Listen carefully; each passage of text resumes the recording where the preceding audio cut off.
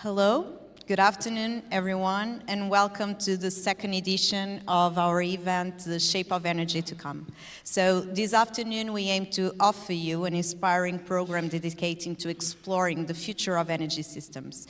To open our session, we will have two contributions. First, on behalf of the Chairman and CEO of INESC TEC, João Claro, who will highlight the role of our institution, the role that our institution actually has played over the years in contributing to the decarbonization of the economy and the energy system, both nationally and internationally. Then we will hear from Ricardo Bessa, one of the coordinators of our Center for Energy Systems, who will guide us through the main areas of intervention within the power and energy systems domain. So I would like to invite, first of all, João Claro to come to the stage, and then he will be followed by Ricardo Bessa, who will then introduce our keynote speaker of today, so Georges Kariniotakis, for his talk, The Future We Power. Okay, so thank you.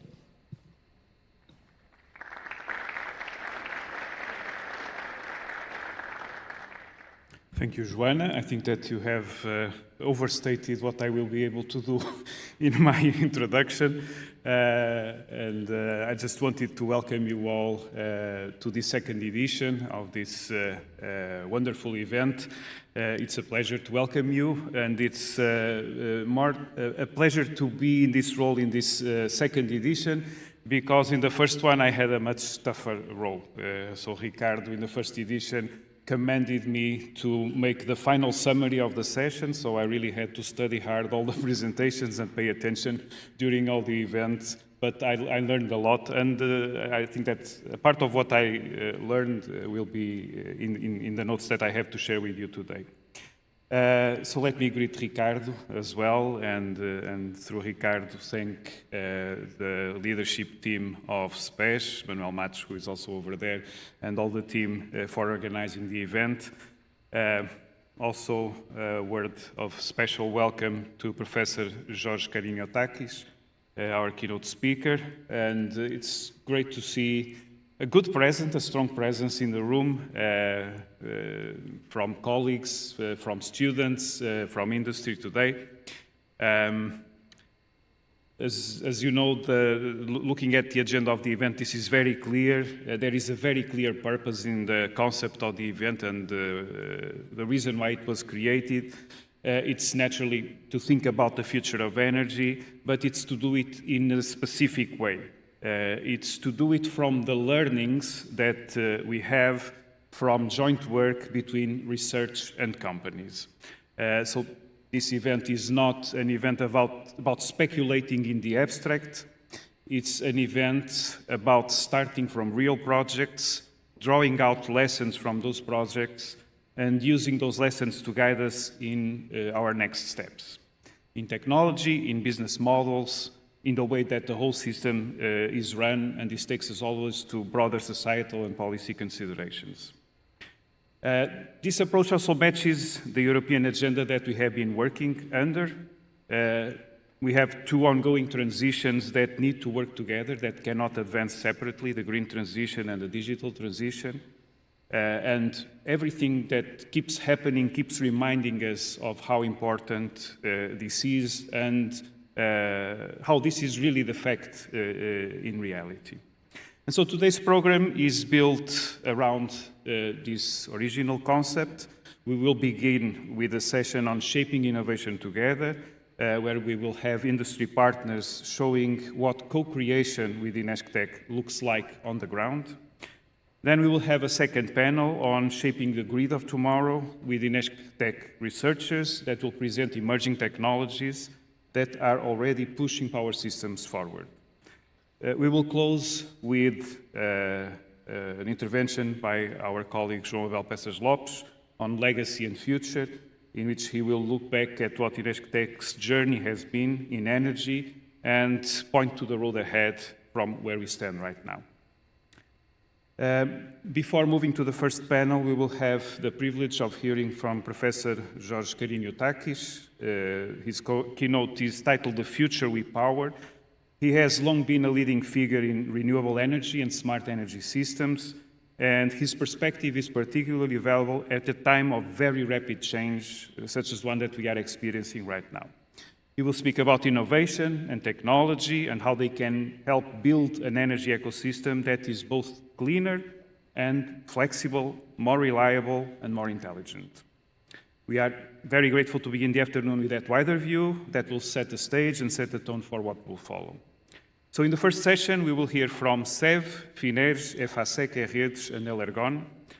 These collaborations will vary in focus, but they all share a clear lesson, the lesson that when challenges are shaped together and solutions are tested in real conditions, innovation moves faster and lands where it matters. We will see this across several areas: forecasting platforms, renewable integration, grid planning and asset management, software for system operation, and energy communities. Each case will show how applied research can make energy systems work better in practice and at scale. This reflects INESC TEC's long-standing contribution to decarbonization and to the modernization of power systems. Looking back, we may frame that contribution in three phases. First, renewable integration. Over many years, we have developed tools and methods to analyze high shares of renewables and to operate power systems that stay reliable and cost-effective as those shares grow. We often began with isolated systems, islands, for example, as living labs, and then carried those lessons into interconnected grids. Second, smart grids and digitalization. Our work with Redes on the InnovGrid project was a key step in Portugal's shift towards a more automated and flexible distribution network. Today, the grid is more than a technical backbone, and this has roots in that project, in that work. It is more than a technical backbone, it is a strategic asset for competitiveness and resilience. That is why grid planning, operation, and risk management are policy questions as much as engineering ones.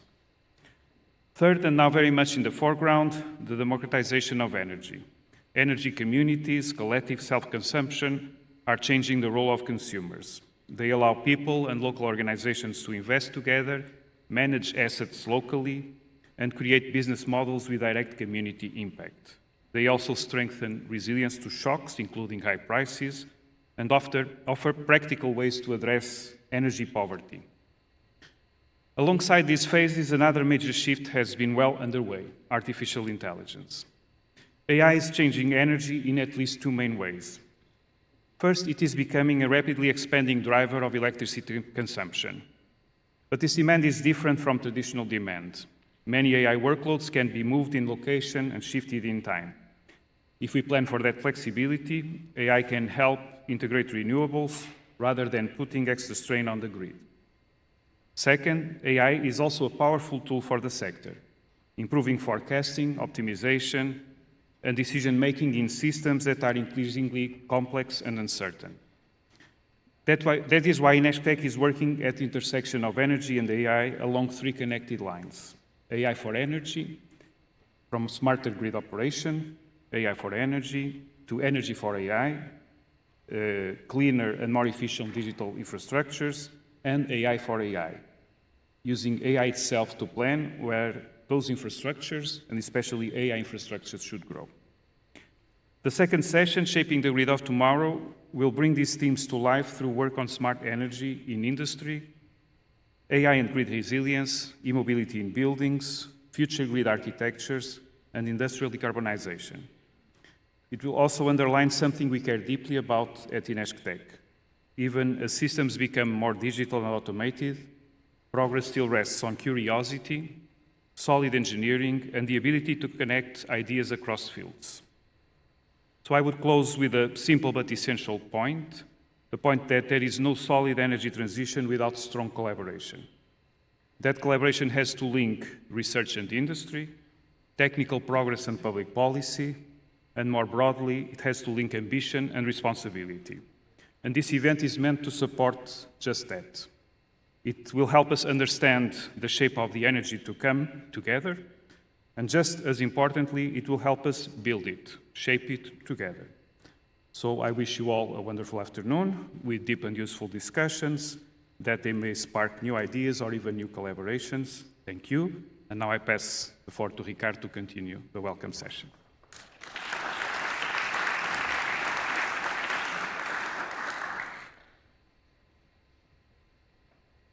Okay, so good afternoon. If I manage to work with this. Okay, slower. Okay, so I will very briefly present the power and energy systems area or domain at INESC TEC. So we organize it in 6 areas covering electricity markets, grid management and automation, multi-energy systems, demand-side management, and integration of renewable energy and storage. We have a smart grids and electric vehicles laboratory, which is our infrastructure to develop hardware, to test hardware, but also software. And as you will see in some of the talks in the second part, you will see that there are a lot of software that is developed and transferred to industry. You will see some of the examples. So these are some of the flagship projects we have at the center. So I put these 2 because these were 2 projects we coordinated, European projects. Interconnect was very, very big and gave us a lot of results in terms of interoperability. In the case of AI for critical infrastructures, we are coordinating AI for RealNet, which is allow us to develop AI that is safe and reliable to be integrated in critical infrastructures. We have projects related with digital twin, in this case for the Iberian power system, which allow us, for example, to replicate a blackout event that occurred in April and also to conduct consultancy related with the blackout event. So we created a digital twin for the Iberian power system before the blackout, of course, but this was a way of simulating and replicating the blackout. Ice Storage is one of the projects we have on storage, so we have a lot of ongoing projects on storage. This one is with Madeira, and it covers 3 different technologies, and even of different sizes for storage in isolated power system. But this has been a way of INESC working. We start doing experimentation and testing in isolated power systems with high integration of renewable energy, and then we replicate these concepts in interconnected systems, not just in Portugal, but in other countries. And as I mentioned, we also have consultancy for companies. We also transfer technology for companies. Here are 2 examples of international contracts, one with GE Vernova on grid automation, another one with Ilia in terms of data markets and analytics for renewable energy forecasting. So we will see more examples, in particular from the Portuguese industry in the talks that are foreseen after the keynote. I promise to be quick, so I will be quick. So this is my last slide. This is our unique selling point. So this group at INESC TEC have a very strong experience in modeling power systems, in steady state, in dynamic simulation, in particular with high integration levels of renewable energy. And we also have it for markets. So for electricity markets, the modeling of markets, so wholesale market, auxiliary services market, local markets for local energy communities. This is a very active area of research and technology development at INESC TEC. And we have one characteristic that is very distinguished from other centers. We have a lot of experience in putting these results on the market. So we know how to bring results from R&D to companies and having companies using them, as you will see in the presentations that were prepared by these companies. And without delays, Georges Kariniotakis was introduced 2 times actually, so I will do my own introduction. So Georges is a long friend of INESC TEC. He's a full professor at Min Paritech. In Armin leads a very important research center on renewable energy and smart grids. And he's very well known in the community worldwide for his work on forecasting, integration of forecasting, renewable energy integration. He coordinated multiple European projects that are actually very good examples of projects in terms of outcomes. I have, as a researcher, I have the pleasure of meeting him in a very, when I was early career researcher, and I learned a lot from him. He also a very famous PhD student, so he's creating a legacy, and I think we are very honored to have here and to make the presentation about the work he has done and his vision for the future. Thank you. George.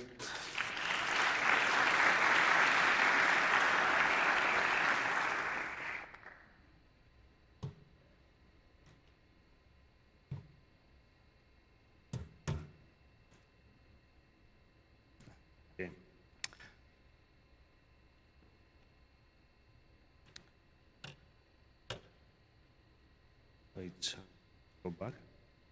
Okay, thank you, Ricardo, and I would like to thank for the introduction. I would like also to thank João for the introduction, and I take over for from what you said, the strong collaboration actually, because this is why I am here actually, and we have a very Ricardo mentioned this, but I would like to start from this. Even if I will have to skip a couple of slides at the end, given the time. Actually, what I have learned, I am 35 years in research, and what I have learned, and the most important thing is not necessarily the papers or the projects or what you do, but is the human values actually, and you develop on the collaboration. And the first time I came, we collaborated with INESC was 35 years ago.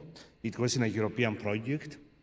At that time, it was the European Framework 2 or something. It was a project on wind integration studies where we were studying wind integration in islands, and I had the pleasure to meet for first time João Peças Lopes and Manuel Matos and Vladimiro Miranda, and then I realized that they were, for me, they were something more than collaborators actually. They were mentors, because I was at that time, I was a master's student, and then I had even João at my PhD jury and at my habilitation jury.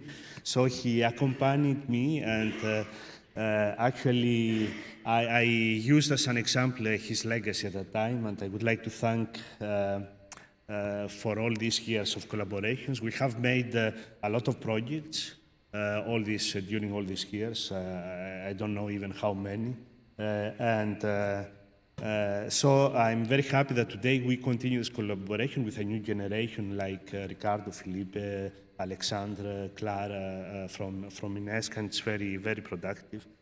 So I will start with my presentation, and I would like actually to focus, although the title is a bit broad, but I would like to focus in the area of my expertise and give you some, let's say, high-level view of this area, because it's quite important. In the frame of the energy transition, we all know, this is a bit banal, I will go fast. We move to a system with a lot of distributed resources, in renewable storage, EVs, etc. And to a system which is highly complex and with a lot of actors and assets that interact. Information sources multiply with a lot of data, and we need actually an efficient and, let's say, resilient, intelligent layer to manage all this system. In this intelligence layer, there are lots of functionalities that we can have, forecasting, scheduling, optimal allocation of reserves, congestion management, etc. And for many of them, forecasting of renewables, or many of them are related actually to integration of renewables and how to forecast production. Here is a sampler, like scheduling, optimal allocation of reserves, congestion management, management of hybrid systems, etc. I just cite here a study that was done in 2024 by a SIGREC group on the impact of the growing use of machine learning and AI in the operation and control of power systems. And five main use cases were identified where AI is expected to play an important role. And these are forecasting of demand generation, scheduling unit commitment, congestion management, dynamic security assessment, and alarm management and visual inspection of assets, etc. And it seems that the most mature, actually, in terms of technology and probability, let's say, likelihood of adoption in the future is forecasting of renewable generation and demand. And when it comes to renewable generation, integrating in the power systems and market is a challenge because of the variability and the uncertainties we have when we predict. Here is an example of the the power production of hourly production of a wind farm, which we can see that can go from 0 to 100% in a few hours, or the power production of a photovoltaic plant, where we can have a high variability due to clouds that pass, etc. So the role of short-term forecasting in this renewable integration is very important, because forecasts are necessary for a secure and economic operation of the power system. The first solutions in academia and the first works appeared in 1985. However, today forecasting systems are used operationally by all the stakeholders that manage renewables, and this stands since 90s, when we had the first, important shares of renewables integration in Germany, Denmark, Spain. Here is an example of the forecasting system of the French TSO RTE for wind and solar. And despite this maturity, the fact that these systems are used operationally, large forecast errors may occur with high financial and technical impact. And improving forecasting accuracy has been a continuous requirement of by end users. And also, given the emergence of new actors, new applications, etc., there is an emergence of new forecasting products that have to be developed to meet the new needs, actually.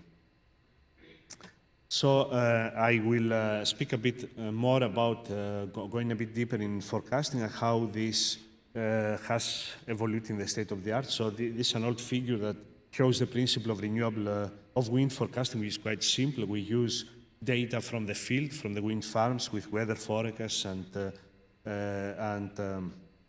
measurements to predict in a probabilistic way the power output for the next hours to days. For the case of PV, often it's a bit more complex, because we can have different sources of information, like satellite images, measurements, images from sky cameras, or numerical weather predictions. And what we see often in the literature is to develop dedicated model for specific horizons as a function of the input data we use. So often we have multiple models for different horizons. As I mentioned, the first approaches appeared in 1985. I tried to make here a kind of representation of the history of the technology, actually. So it was a linear autoregressive approach. Between 1990 and 2000, there were the first institutions somehow dispersed in Europe that were developing different approaches, physical, statistical. Then we had also the first AI-based approaches, and I had actually the chance to work at my PhD. We did one paper where, at that time, where neural networks were applied for the prediction of wind power, and it was actually the first paper where AI was applied in the field of renewable energies. And then we said with there were a bunch of, let's say, institutes in Europe that were working on this topic, and we said, okay, why not to federate our forces to try to move ahead the technology? And then we developed the first project, which was INESC, and then there we developed the first approaches on combination of models, further approaches on AI, first probabilistic approaches actually on forecasting. We tried to compare and evaluate what existed until then. And then there was a follow-up project, INESC Plus, which was a demonstration project. And then we had INESC also, and REN. And some product actually was after used operationally by REN for the estimation of reserves. And in that project, we developed kind of new solutions for scenarios, spatiotemporal forecasting, products to predict ramps, abrupt and variations of wind production, risk indices to estimate what will be the level of error for the next days, or tools to produce warnings and alarming for large errors that may occur. And this was a kind of concepts that were introduced already at that time. I mean, it was between around 2012. And at that time, started also in the state of the art we start to have developments of solar forecasting models that they benefited from the advances of wind forecasting.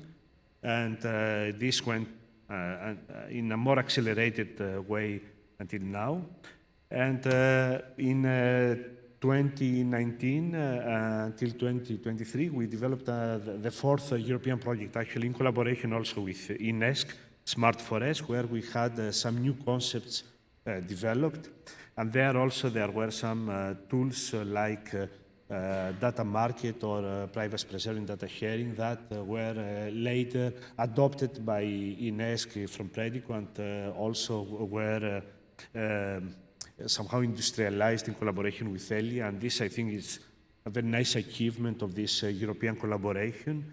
And we developed some concepts which are new ideas that continue today as directions of research that I will present more in detail later.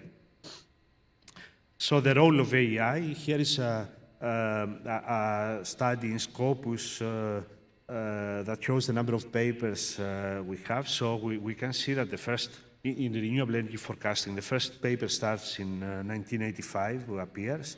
Then between this, during the period of these European projects, we had something like, these 4 European projects produced something like 250 papers in journals and conferences.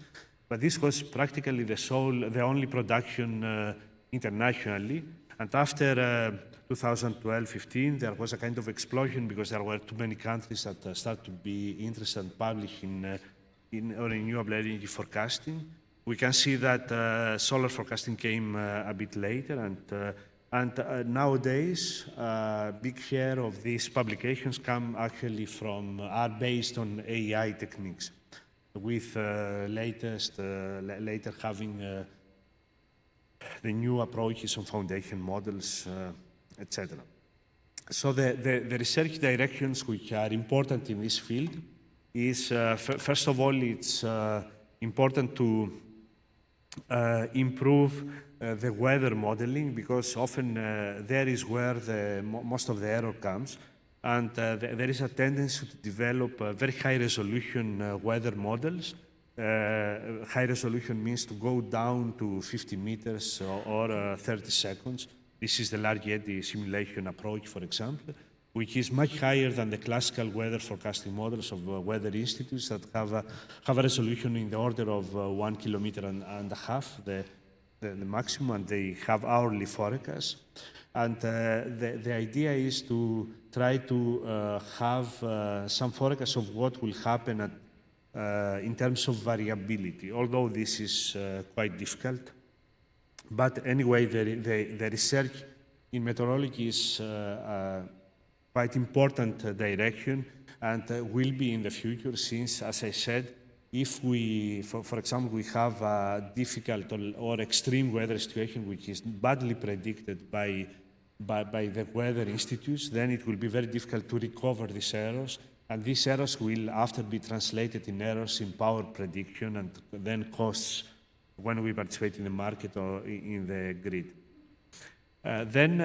Although in the previous years the objective was to develop models for forecasting the renewable power production that have the maximum accuracy, now we shifted to a paradigm where we try to design models that have also other properties, like, for example, resilience.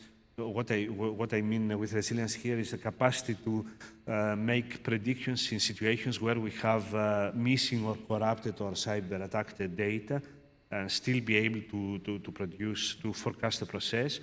Also to have models which are quite simple, because there is a tendency in the literature today to have very complex architecture. So this is not something which necessarily has added value operationally to increase complexity for often not very important improvement in accuracy.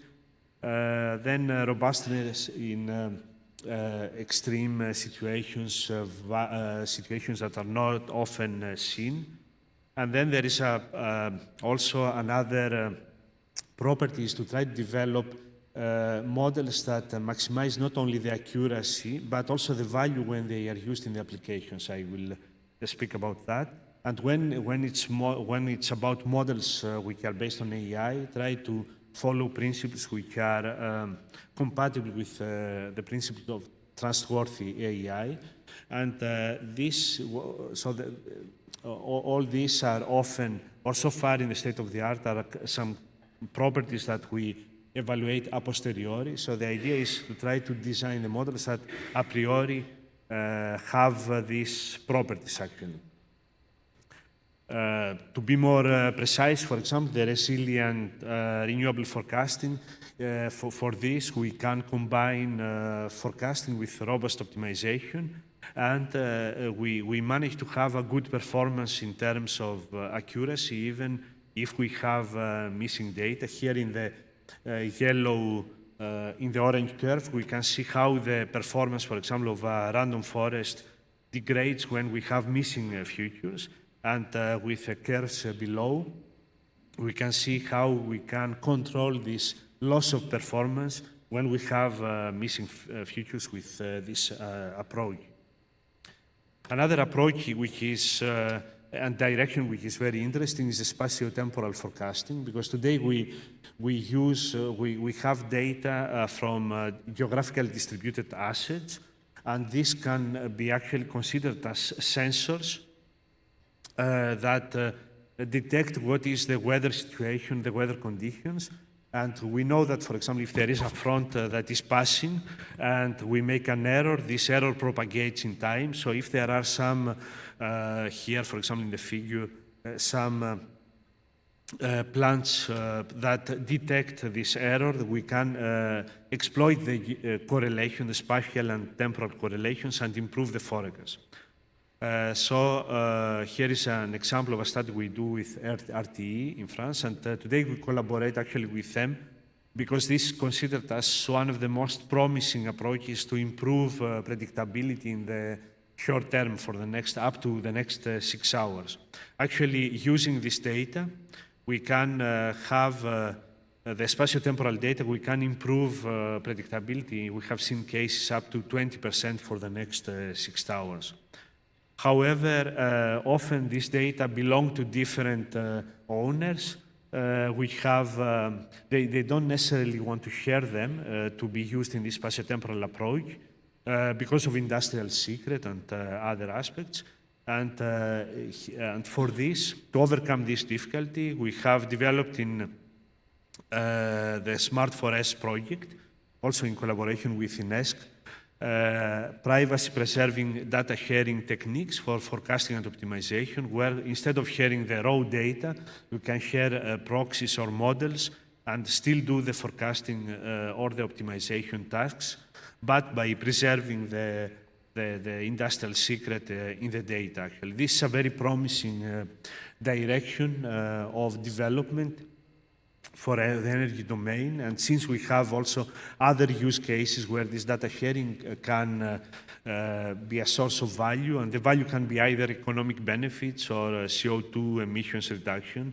And there are today works on, for example, for data sharing, for optimizing the EV charging,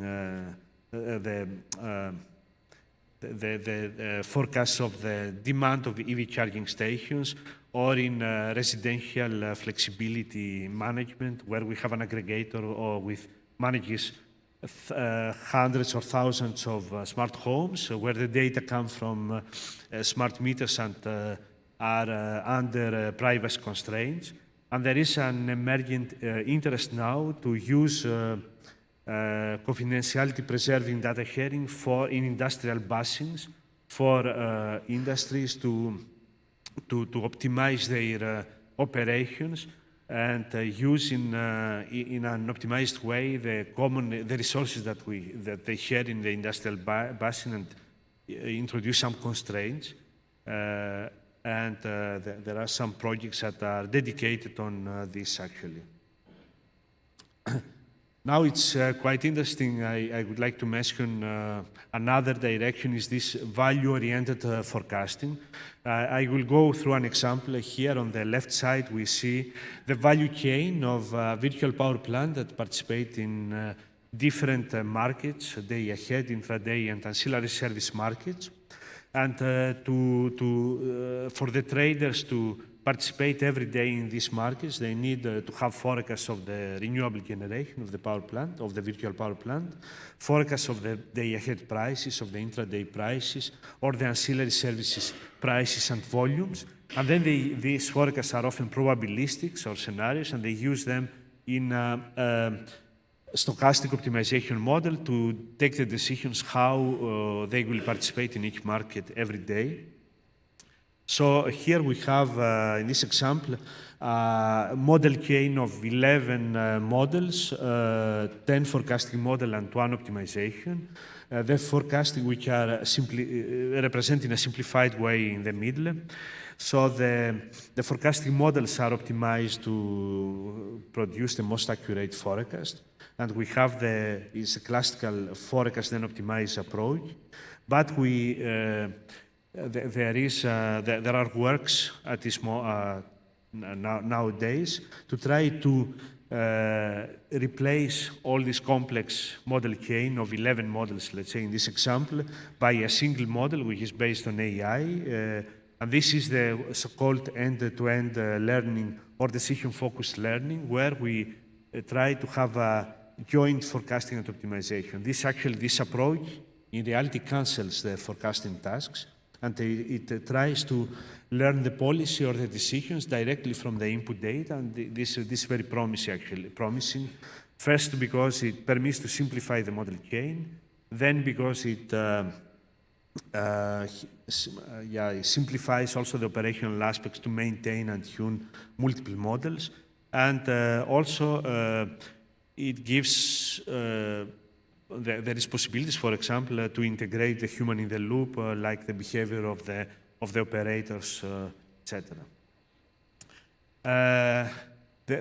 Lately there is also increasing interest to apply foundation models in forecasting. Here I have some example where we have done some comparison of the use of different models from like Kronos, etc., from the big actors actually, like Mistral in France or Amazon, etc., different versions of the model they have.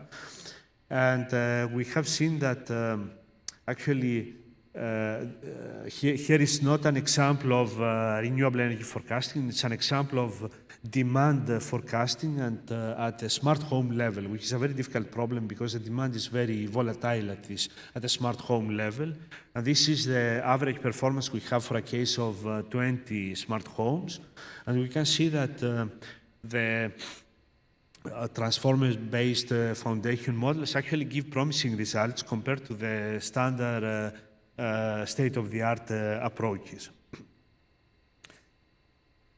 One of the last examples I want to show here is some work we have done in collaboration with INESC, with Ricardo, in the frame of a common PhD we have supervised and was defended last year, to try to develop interpretable AI for energy forecasting and decision-making.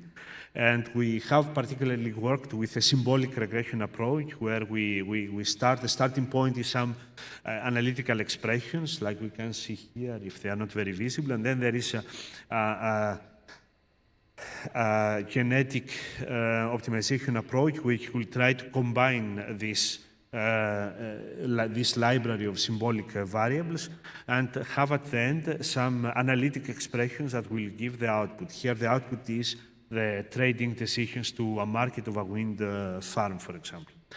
And the results were quite comparable with the state of the art. Another area which is quite interesting is also related to AI, is to try to extract information through natural language processing techniques from social media or news or etc. And produce time series and introduce this as input to the forecasting models. This is not related to necessarily to renewable energy forecasting, because renewable production is mainly driven by weather conditions and not by social events, etc. But today there is a problem, for example, we have discussed with TSOs like RTE.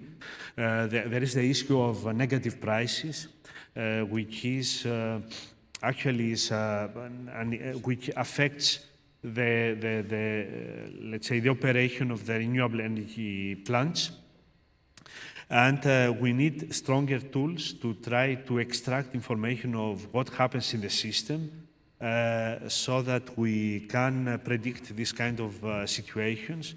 So there is a potential to use this kind. So far, it's used mainly for demand forecasting, but there is a potential to use it for renewable energy forecasting. So just to conclude with some future challenges we have in this field, challenges which are important to address through research and innovation in order to further develop solutions that will permit to facilitate the integration of renewables in power system and consequently facilitate the energy transition, is to continue to work actually on dedicated weather forecast products. And now there is a tendency in the meteorology area to develop weather forecasting models based completely on AI. This is a kind of breakthrough. It's a game changer. Also to continue to work in ultra-high spatiotemporal resolution models for weather variables. This is a bit far from being operational because of the computational effort, but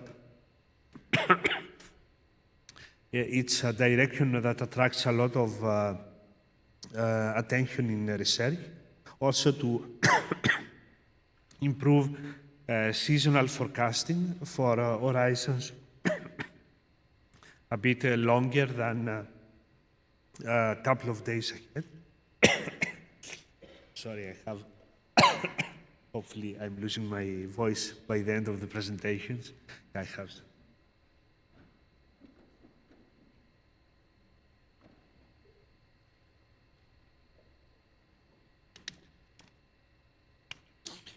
There is a challenge also in this forecasting area to try to develop models that are able to exploit the high dimensionality of input data. We have, for example, these high-resolution models. We have a case where we can have a number of variables that can go up to 1,500,000 as input to the model for a specific, let's say, PV plant or wind farm.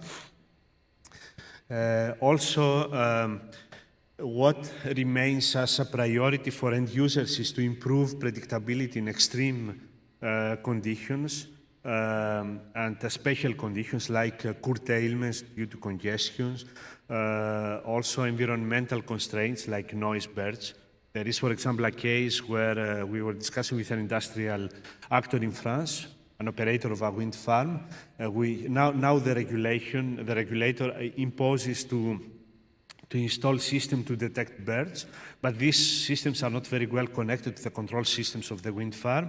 And for a single wind farm, there were 10,000 stops of wind turbines in a year, which represent more, something like 10% of the production, just because of this. So it's, I mean, we are in a situation where the renewable production is affected by a lot of external constraints that have to be also predicted and managed. And here I have, anyway, some further directions which are in line with what I presented to go beyond the accuracy-oriented forecasting to multi-property oriented forecasting. This direction with still there are lots of things to do. To further mature the privacy and confidentiality data sharing techniques for collaborative forecasting. There are still a lot of works ongoing on end-to-end learning to simplify or even automatize the classic model chain of forecast and optimize. And then it's quite interesting maybe in the future to try to develop tools, decision-making tools that consider multiple models, forecasting models like models for forecasting, for risk indices, scenarios, etc., for more informed decisions. And then, just to conclude, it is quite important to work on the standardization of these kind of forecasting products so that they can be adopted more easily by the industry. And by this, I would like to conclude and thank you for your attention.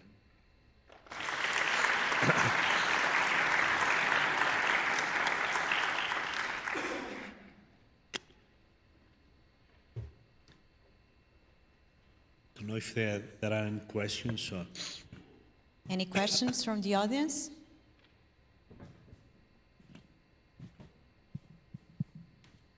I don't think so. Yeah?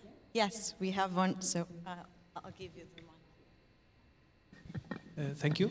It was an excellent presentation, of course. I have a question regarding the social media data access that you described in the last part of the presentation. Do you consider also to use the social media as a mean to prescribe a given behavior or to the consumers, for instance, to facilitate the distribution or the flow of excess energy? Thank you. Yeah, this is something we are exploring now, actually, in the case of demand forecasting, because so far this NLP approach was mainly applied for the to detect, let's say, to generate time series of the sentiment, etc., at national level. And now we explore how far we can go at a local scale, actually. But there is a potential there to do this, because we can see that still there are, when we look at what happens, actually, we can see that there are events that affect the consumption, but we know that they are there, but we don't have still a mechanism to detect this, at least with the input data we use in the classical forecasting or profiling models.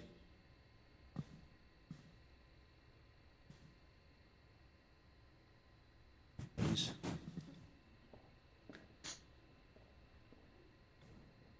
Thank you very much for the presentation. I also have a small question regarding the forecasting.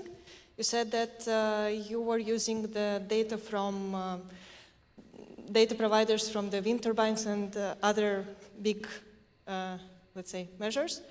Did you also consider using private stations that are sometimes installed in the houses and that people can privately use for themselves and share also? Or you only rely on the like wind turbine owners? Yeah. Yes, of course. You told on one of the slides that you were using the way to share data in between measurements that are made on turbines. Did you also consider the measurements from the private stations that can be sometimes installed like in the houses or some other small facilities? Yes, this actually is possible. It depends on the application. Maybe this is not necessarily useful for the prediction of wind power, because there we can have large wind farms, but for applications like smart homes, when you have an aggregator who aggregates residential flexibility, etc., it can be a case you can apply data sharing in that case for to predict the consumption of each house without sharing the data, actually. So it's a potential application. Also, in this European project, we have developed a concept of data market, where the different owners of data can participate in this collaborative scheme and value their data, because in this data sharing framework, it's important to use the data to have some accuracy, higher accuracy maybe in the forecast, etc. But the question that arises immediately after is what mechanism you have to put in place to valorize this data and compensates the owners of the data.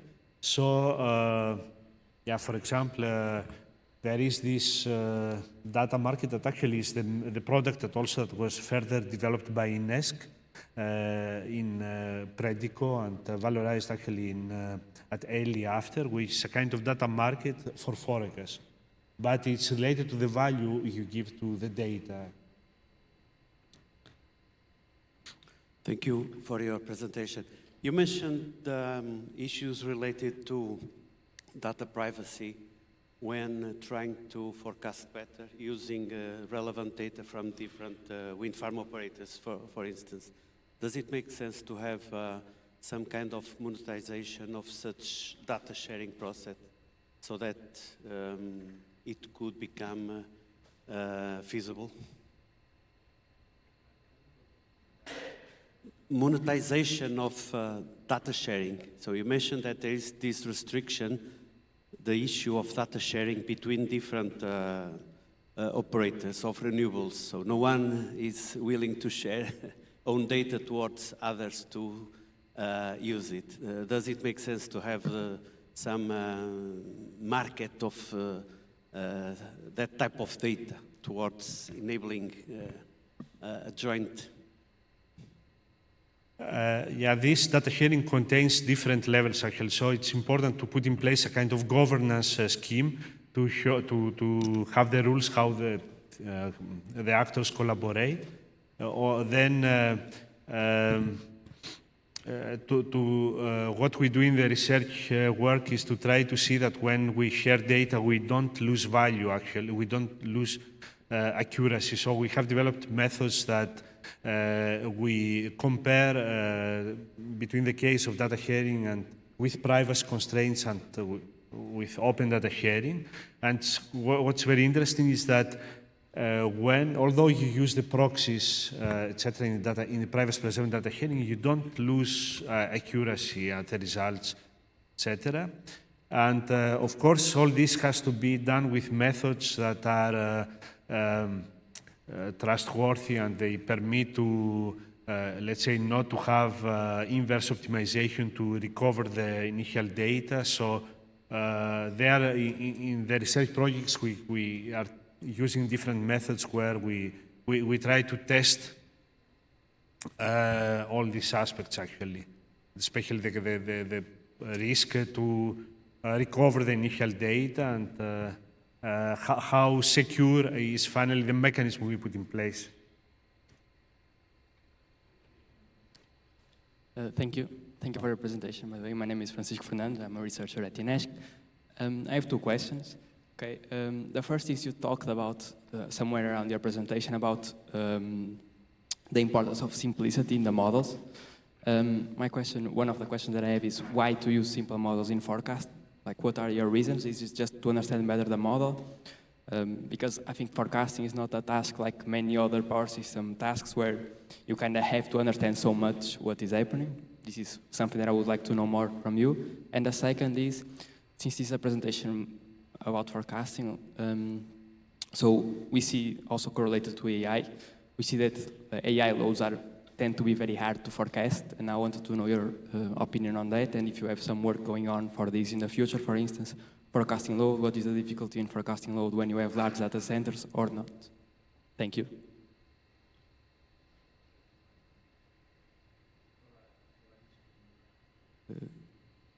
Should I repeat? I have an issue to hear correctly the questions actually. Okay. I can go slower. So the first question is why do you think it's important to have simple models even in forecasting? Why to use simple models? Because you said sometimes we have very complex models that the accuracy gains are not that relevant. So my question is, why is it simplicity important in this type of models? And the second is, what are your intakes in terms of forecasting load in the future, given that we have behaviors of loads that are maybe not so usual to the ones that we have today, like data centers, for instance? Okay. Well, if I understood well the question, because I have a listening issue. The first question is related to the simplicity of the model and the, yes, now what we see is that the renewable energy forecasting is a very active area, and there are some more than 700 publications per year, and many of these papers often are based on, there is a competition who can propose the most complex model, actually. And then one question we have often by industrial actors is, okay, how can we see where is the value in these methods? Because sometimes people put in place very complex scheme to make a paper, etc. So yeah, that's why we said that one important direction is not to try to search the complexity, because the objective is to publish, but to try to search the simplicity, maybe, because there is also the great law of parsimony in forecasting that we have the tendency also to forget in today, is that between two models with equivalent results, you choose to use the one which is a simpler one.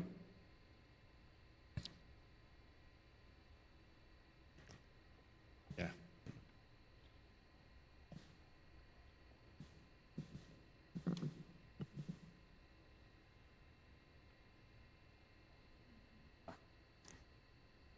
Paulo Monteiro from Nline. Thank you, Professor, for your brilliant presentation. Can you share with us what's the difference, the different status and state of the art of the use of these kind of techniques and tools by the different system operators on Europe regarding applications of a better and more accurate programming of the day ahead and the intraday? What's the different situations between the countries?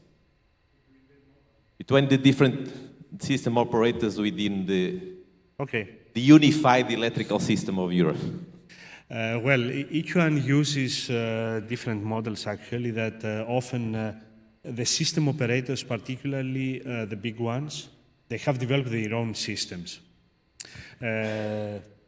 In these European projects we have developed in the past, we had a lot of system operators and we had a good visibility on what are the methods they use. For example, at the early days, we know that Red Electric at España in Spain was the first one to use a combination of models, and this actually was a mainstream approach afterwards. Now, we will not find today papers or reports to describe the model that the French TSO or the others use. And it's very difficult to have this information. For sure, we know they don't use the same models. Each one uses his own approach. Very often, the models are deterministic because they have deterministic tools for decision making. So, although the state of the art is probabilistic forecasts, they don't necessarily use operational probabilistic forecasts. And the reason is why there is not much information is understandable, because if you want, it's a matter of there is some legal dimension. I mean, if we have a blackout and you know, someone knows that you use I don't know, a simple linear model to forecast the power production in one country that had a blackout, after people can say, okay, but you have not done the necessary effort to use more advanced approach, etc. So they are a bit worried to communicate, because if there is a problem, they will, you know, they know that today we know, at least from all these comparisons, that there is not one single model that is the best, that outperforms all the others.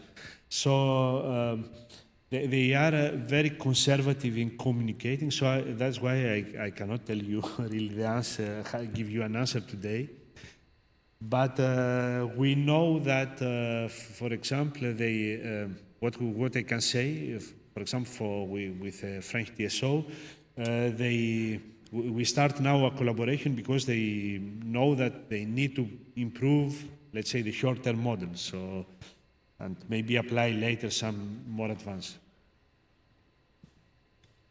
Okay, so Last question? Yes, so we have one last question and then, okay? If that's okay for you. Yes. Good afternoon. Professor, thanks for your presentation. It was a huge opportunity. But we were thinking here, take advantage of your experience and ask you if you have encountered or if you see any particular challenge when trying to do load forecasting in multi-energy systems. So the challenges are the same, so we should look with more detail in this type of systems from your experience.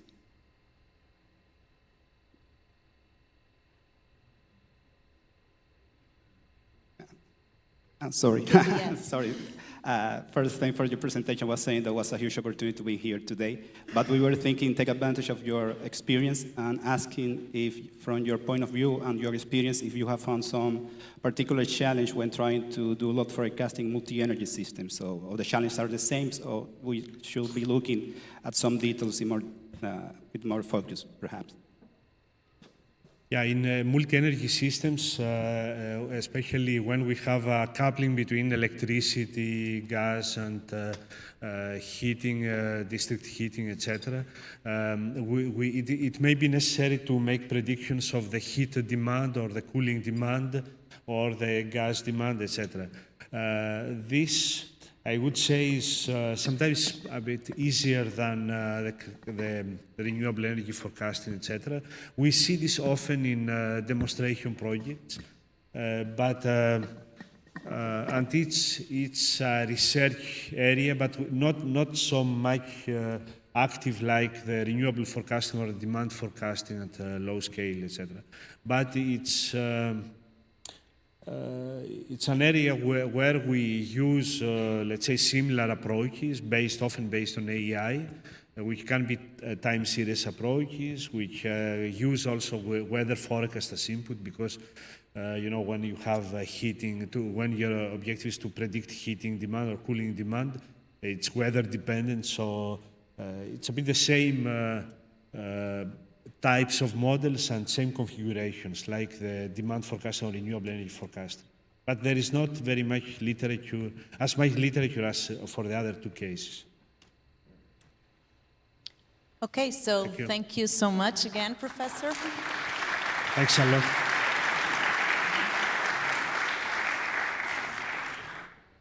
Okay, so after this keynote presentation, we will have now our first panel, okay? So the first panel is titled Shaping Innovation Together. And we will have here INESC TEC's industry partners that will share experience in collaborative innovation and co-creation. So let me just tell you what we're going to do in the two panels that we will have today. We will follow the same structure. So I will invite each one of the speakers to come here to the stage, and after finishing their presentation, they will sit there in the chairs, and at the end, we will have a question and answer moment, okay? One thing that I will ask for that question and answer moment is that you please project your voice, because as you understood from this first part, the sounds here, the sound is projected over there. So it's very difficult for the ones that are here to fully understand the questions if you don't project the voice. So we will first with Ricardo Ferreira from SEV, that will come here to the stage presenting Pioneer since 1930. Thank you, Ricardo.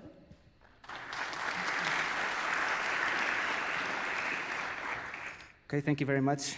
Like I said, thanks for the invitation. It's a great honor to be here. So we are here talking about, I think, more on the perspective of the sandbox. So what can we offer as a company, as a concession area, as you'll see, that is able to provide a great sandbox, a great living lab for our projects. Okay. So if just in a few days, we're going to turn 95 years old. So we have a long history. Let me talk to you a little bit about that. Okay, so let me start for talking to you about the history of SEV, how it all started. Then what is SEV today? What can we offer? and then the projects that we are doing together with INESC TEC. So in the beginning, what was the catalyzer for the appearance of SEV? There was the first hydroelectric plant in Portugal that was in the Electra del Lima, and one of its main purposes was to feed the city of Porto, to send energy there. But in fact, what happened was, this is very slow. Okay. But in fact, in Porto, there was not that much demand for electricity back then because there were not that many electrical appliances, so there was surplus energy that could be used elsewhere. And if you look at the high voltage line that was coming from that Electra del Lima plant to Porto, it was passing right by the Famalicão area and where we sit today. So a number of people in that area decided to invest and put actually also their assets on the line to be able to start a new company, a cooperative, to install electricity in the area. So here you can see a title of the cooperative that they still look like that today. And now we're going to. So the construction started, the poles were putting up and also building the substations. Everything was, of course, built from scratch to take advantage of that surplus energy that I was talking to you about. We have to understand that the importance of electricity back then was huge because all of the parishes that were neighbor to this area, they didn't have electricity and they wouldn't have electricity for the next 20 or 30 years. So there was a band playing when a substation was inaugurated. There was speeches from all the important people in the area. It was really a huge thing because people were, for example, taking water from wells was done electrically instead of by hand. So it was really a huge improvement. And to talk a little bit more broadly about cooperatives, they started building along the high voltage lines that were electrifying the country. So you can see there on that line, they started scattering quite close to those lines. And all this activity was also done in the north of Portugal, where there was more economic and industrial activity. And if we look at the way that the electrification of the country was done, if this comes along, in the beginning, in the electrification of the country, you had about 560 entities that contributed to that. When the nationalization of the sector started, there were 172, and today we only have 13. One in Madeira, one in Açores, and in the main country we have 10. And 10 are exclusively in low voltage. You can see them all, they are all in the north of Portugal, and you have the list here, and you can see SEV right there. We are the biggest of those 10, and we currently have around 92 substations, and we are now over 10,000 consumers.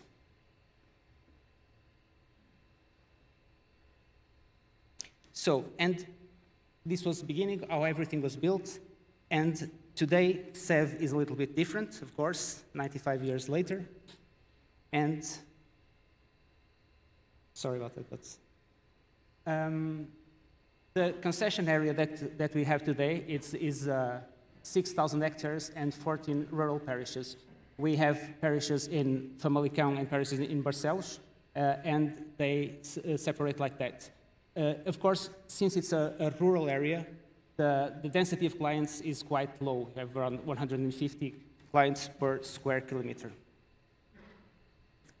Today also, the activities that we play in our concession area, we are a DSO, as I told you before, but we are also a local energy retailer and a last resource local energy retailer as well. And we also are an EV charger operator. If we look at our data, our consumption data, the consumption has been rising. Today we buy around 50 gigawatt hour per year. And like I said, also we are over 10,000 customers now. Of course, we are mainly residential. Our customers are mainly residential, but we also cover all those other areas. we also provide an area where we have smart meters in all of the consumption points.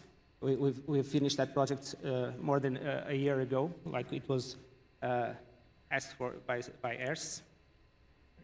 And we have public chargers, 4 public chargers, and 5 more to come in the next year. Okay, good. What we are working on, and it's also, I think, very important for the work we're doing with INESC TEC, is that we now have these 4 activities that I've talked about, but we also want to grow to the ones that are in the bottom, because we really want to lay out the foundations for a living lab for the energy sector. I think if we add all this up, we have a very powerful tool to gather data and start extracting patterns from consumers, and then be able to build new services on top. And just to finalize then the projects that we are working with INESC TEC. In the realms of ERS, we have the project EcoVal. In the PRPR, we have ATE, and then on the Comissão Europeia, we have Empower, Hedge, AI Effect, INCM, and PV Smile. EcoVal was a project that was within the scope of the Energy Consumption Efficiency Promotion Plan by the government, but it's an intangible measure. So it had these 3 pillars, where we have children and adult training. You can see there on the right. We did sessions within our concession area in the schools, and we went for training with children and adults as well, and started talking about how could we mitigate energy poverty. It was, I think, a really awesome project. On the other hand, we had efficiency clubs. We installed displays on every school, and also energy monitoring devices, so they could see how they were performing in their school, what actions they had, and what impact it had on the consumption. On a final part, the innovation platform, we gave prizes to the best 3 ideas on energy efficiency. Then we have Empower. Empower, and I think from now on, all of these projects, they have the paradigm is that everything has to be consumer-centric. We have to provide all the information, all the databases, so the consumer is informed and takes every day more informed decisions on these sections. And for the Empower project, it was focused on energy communities. And so you can see on the right, we installed 30 kilowatt hour peak in this building in Louro. And the participants of this energy community was everybody that sits on this street. Then for the Edge IoT, again, consumer-centric, but this focuses more on the resilience of distribution networks.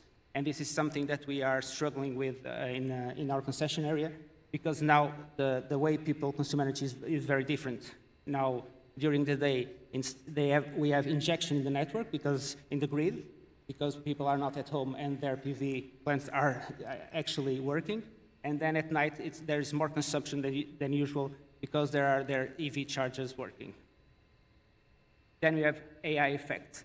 This is supposed to establish an European test and experimentation center and to test algorithms in the energy sector. This has a little bit broader scope, where there is collaboration between utilities, industry, academia, and also regulatory authorities. INCM is supposed to implement a common European energy data space. So it's a way of communicating, because the way databases communicate today on a European level as well, they don't have just to be secure and reliable, but they also have to standardize. So we don't have to reinvent the wheel every time we need to do something different. The last one, PV Smile, it's just an expansion of the Empower's renewable energy community.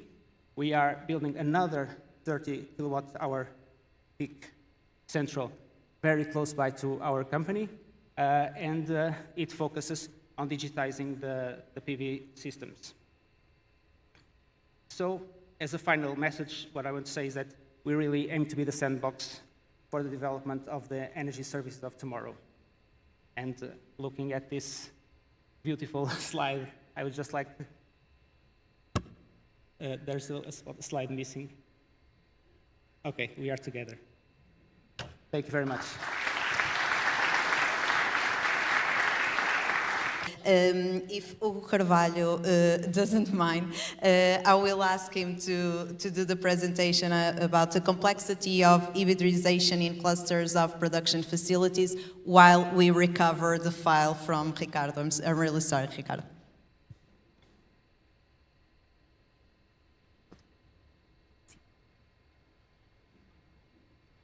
First of all, I want to thank you to INESC TEC and Joel by the invitation, of course. I work in FINERG. We are in a process of hybridization of our project.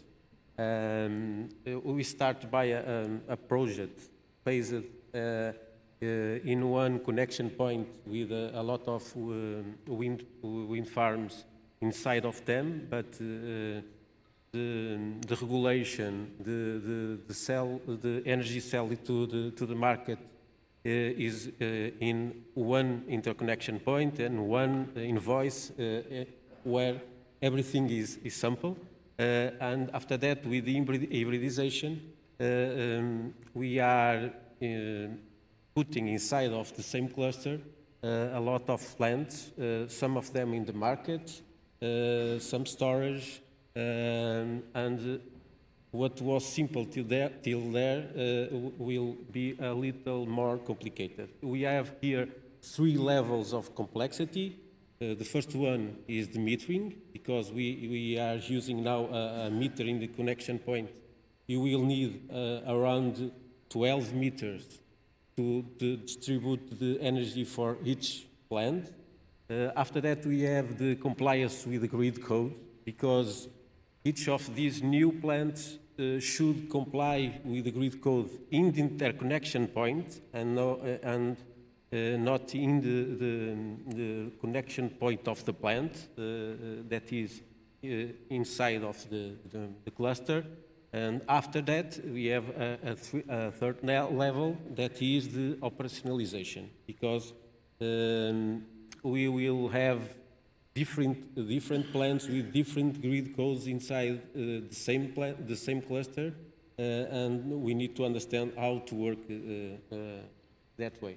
So, related with metering, the complexity is we have a lot of points, but we still want to have a simple way to calculate the energy of which plant, and was what we asked to INESC TEC to do, to try to give us a solution, a sample solution to have these different plants with the energy calculator.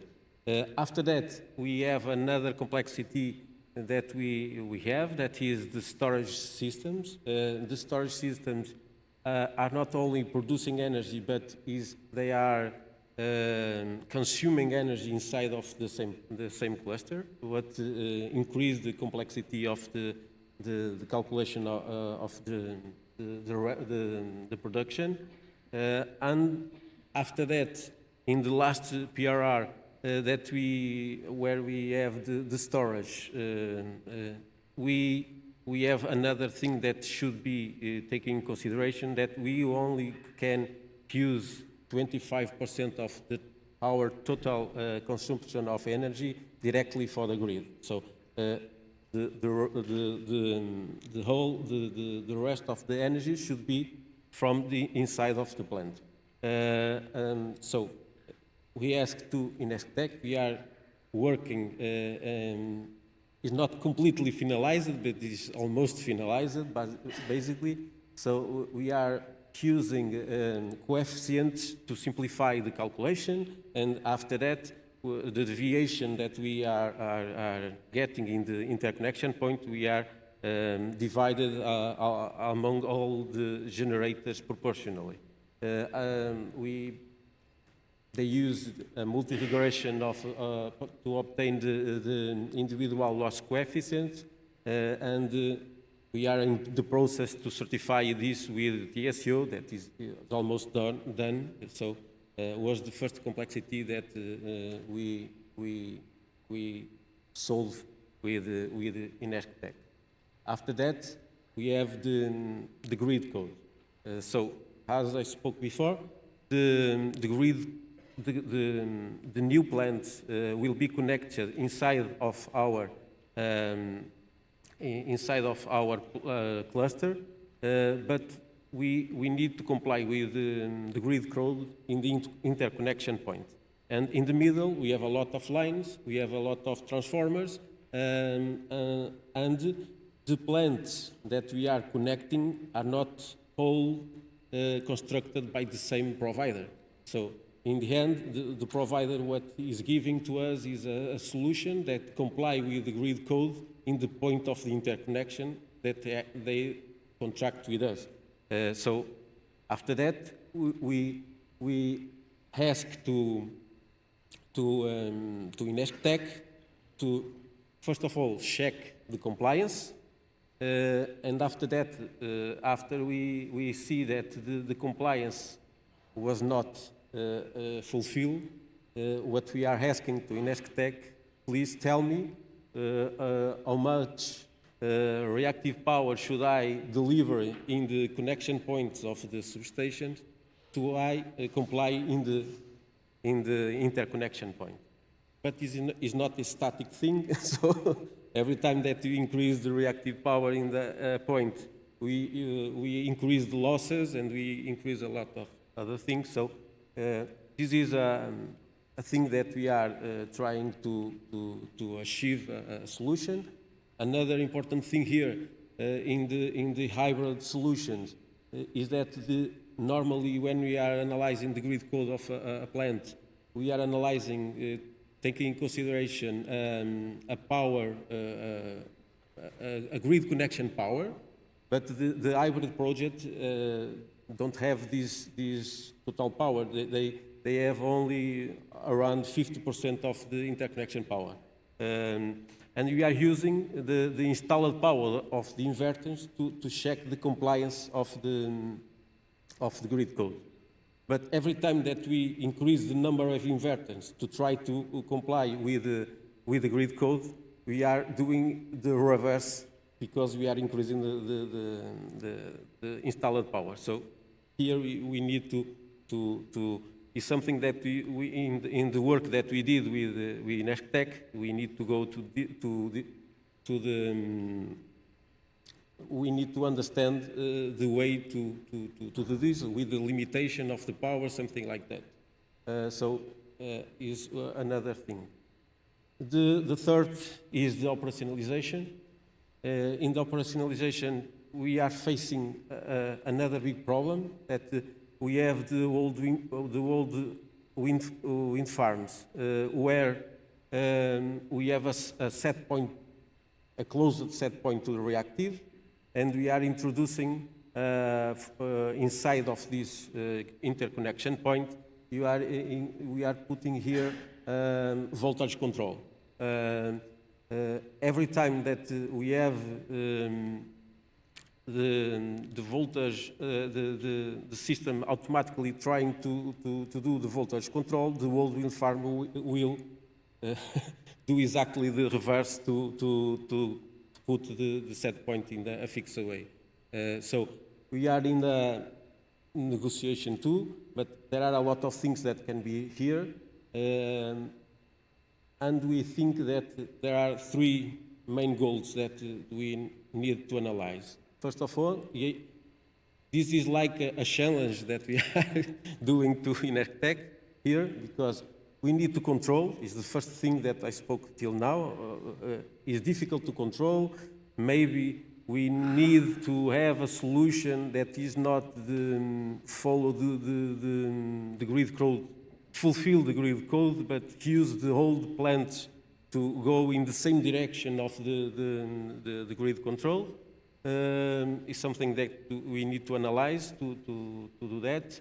After that, we need to forecast, and here we have another things that should be forecasted. For example,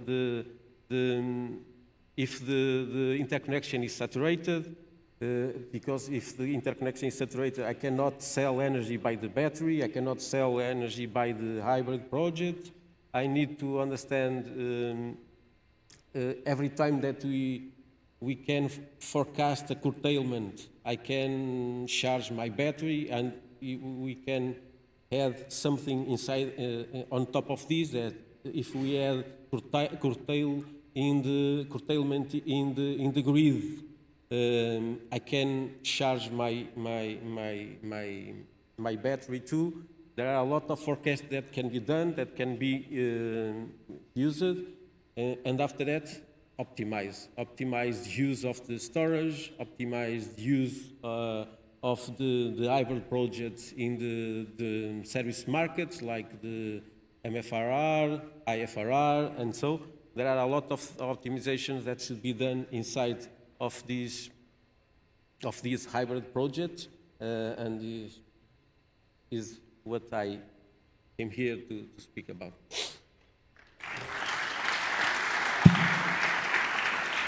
Okay, thank you so much. And now I will call Miguel Gomes from FASEC, presenting FASEC and INESC TEC's Timeless Energy Alliance. Thank you.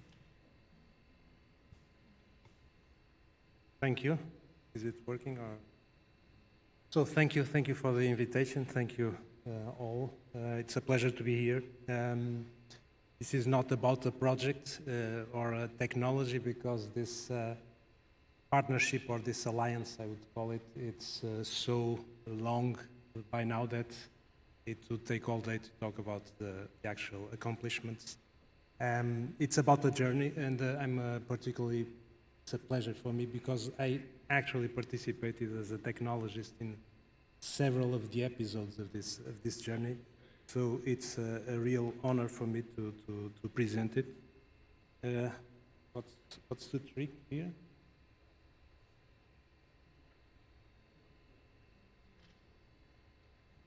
Maybe like, okay. So before I start jumping into the history, this is the question here, and it's kind of I don't know if it's a myth or if it's a real issue with the Portuguese relationship between academia and the industry. There's typically a gap, and probably this journey, this story that I'm about to tell, is a success story, because INESC TEC kind of stands out of this typical myth. They do focus on bringing the technology and transforming into products that will actually be a business for someone in the real world. And this is an issue because typically someone that is focused on the research and innovation is not so much focused on how long it will be on the market, how can we maintain it, how can we do after sales, how can we sell it, bug fix it for years to come, and especially on this sector that it's so conservative and things really stay for decades in the clients doing their job. So even the talent, how can we address issues on these legacy systems 10 years to come? So it's kind of an issue. How can we combine these different interests between so different roles? But it would be good if it worked. And I think this is a kind of a success story because of this. So maybe it is possible to transform this innovative research activity, but then transfer the knowledge, transfer the technology, and actually build products and productize them, and maybe in this journey even give some sense of career and talent retention for the people that work on it. So let's dive into the history. For those of you who are a bit more geek, like I was, you can see in the top of this slide an image some might recognize of the old X11 Windows system used in the Unix operating systems. This was actually, from what I heard, the first technology made by INESC TEC for FASEC. Well, it was actually a library, a graphic library to build diagrams These are actual diagrams that represent on our, by then, SCADA, well, the state of a power grid or some other assets that were being monitored by this SCADA. It was for a long time distributed within our SCADA, and this dates from the early 90s. So I'm talking about a history that is more than 30 years now. The probably second milestone that it's worth mentioning is an actual contract in 96 where the power application modules, or some of them, were contracted to INESC TEC so that what was then a SCADA would slowly become a SCADA DMS and later on an ADMS as we have it now on the portfolio. So these two milestones are kind of the building blocks for a long-standing relationship, and since then we worked together, and INESC TEC helped us in, well, not just distribution, but transmission, production, but also renewables, the integration of renewables we've heard a lot today, low voltage, EV charging infrastructure. So it's been not just long, but widespread in terms of the scope of activity. Now, I won't go through the list, the extensive list of projects that we've done together.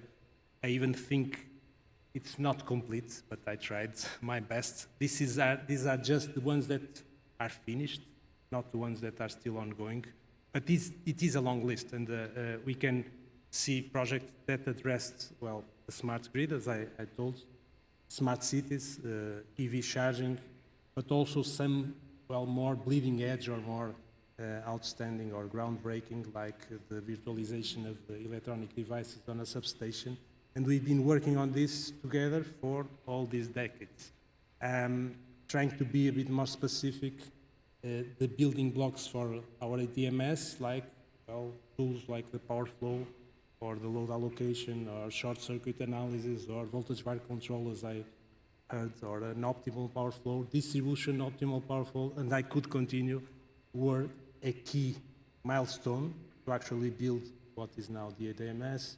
I would mention the DTS, Distribution Training Simulator, kind of a, well, a digital twin for the complete power grid that allows for dispatch operators to train themselves in, well, in a seamless experience with real-world situations. It was also a corner milestone. And as I said, just to bring a bit more far-fetched project, the scale, which brought, well, which is still an ongoing, not yet an industry standard, but clearly the trend in terms of substation, where we are working on the virtualization of the functions that typically live inside specific hardware in intelligent electronic devices. That INESC TEC worked with us, and it was a very successful project as well. So all of this with different maturities in different points in time that were transformed into products or are still in this process and will be in the future. What some of you might not know, and I think this is an interesting slide if I were at INESC TEC, is that it's not just for Portugal. We've been doing this for a long time, and these pins that you see there, and I think some are missing, are active pins. So it's not a history of pins, it's places where real clients, real utilities work every day with tools that allows them to manage their assets, manage their power grids using modules that were made by INESC TEC. So I think it's interesting for INESC, and of course for us, EFASEC, to see it in this geographical view. Not just geographical, also the sizing. It scales well. We've done this, and I think there's a pin missing there in the North Atlantic Ocean for the Azores Island. We've done this for small networks, but we've also done this in Greece for the complete utility grid, distribution grid, with the modularity and scalability that this type of tools, calculation tools, allows to do. So it's time, it's been for decades, its size, and it's this geographical impact, which I think it's pretty interesting in terms of history. But enough with history. We still work together. We are very much, well, on board with INESC TEC with important projects like INETE, still working on improving what are our tools to manage the power grid, putting new technologies in place, AI, putting the risk mitigation I heard in the beginning that INESC TEC so well handles. So the technology still evolves and we do it together, but more than that, it's not the technology. We found out that this partnership only works because we really address what is the knowledge transfer, what is the talent retention, what is, well, the success keys to actually make it a business that can withstand time and, well, make it a profitable business, okay? So this is not just technology, and I think one of the key learnings that we found over the years is that either we handle all the rest or it will work for a project, but will not work as a collaborative partnering model. So, as a summary,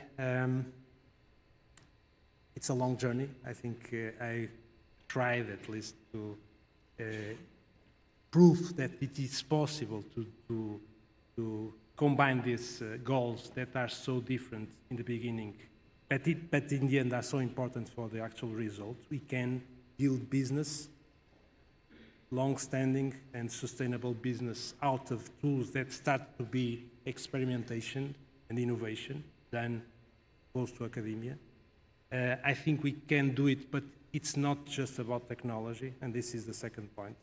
It's about how do we do this in a sustainable, consistent way that allows for a company to actually continue to work with these technologies even years after it was invented in the academy.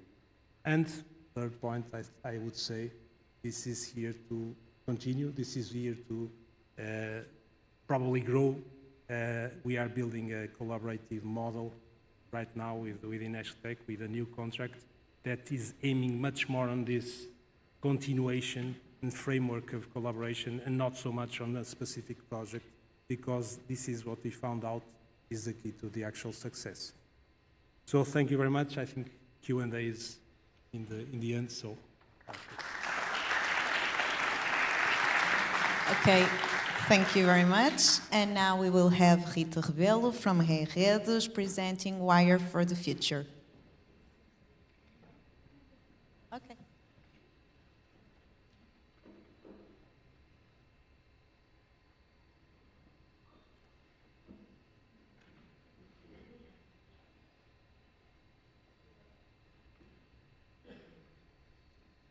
Micro. And let's see if I can make it work. So, yeah. So, 1,500 million euros. This is the investment that we are proposing for the high voltage and medium voltage network in mainland Portugal for the period of 2026 to 2030. I'm Rita. I work in network planning at Redes, and by the end of this presentation, you will understand what's the collaboration of INESC in this number. So, but first let me give you a small view of Redes. You already know. So Redes is a company within the EDP group. It is a concession holder for the high voltage and medium voltage grids. And we are also the biggest low voltage concession, as we already heard about the other concessions in low voltage. So we have approximately 6.5 million clients and 2.5 thousand employees. Our regulatory asset base is about 3 billion.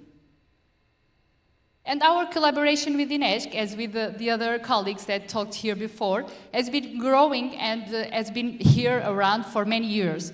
And we've been growing together through this collaboration. From 2018 to 2024, we can see that we have more than 1.5 million euros between the two companies.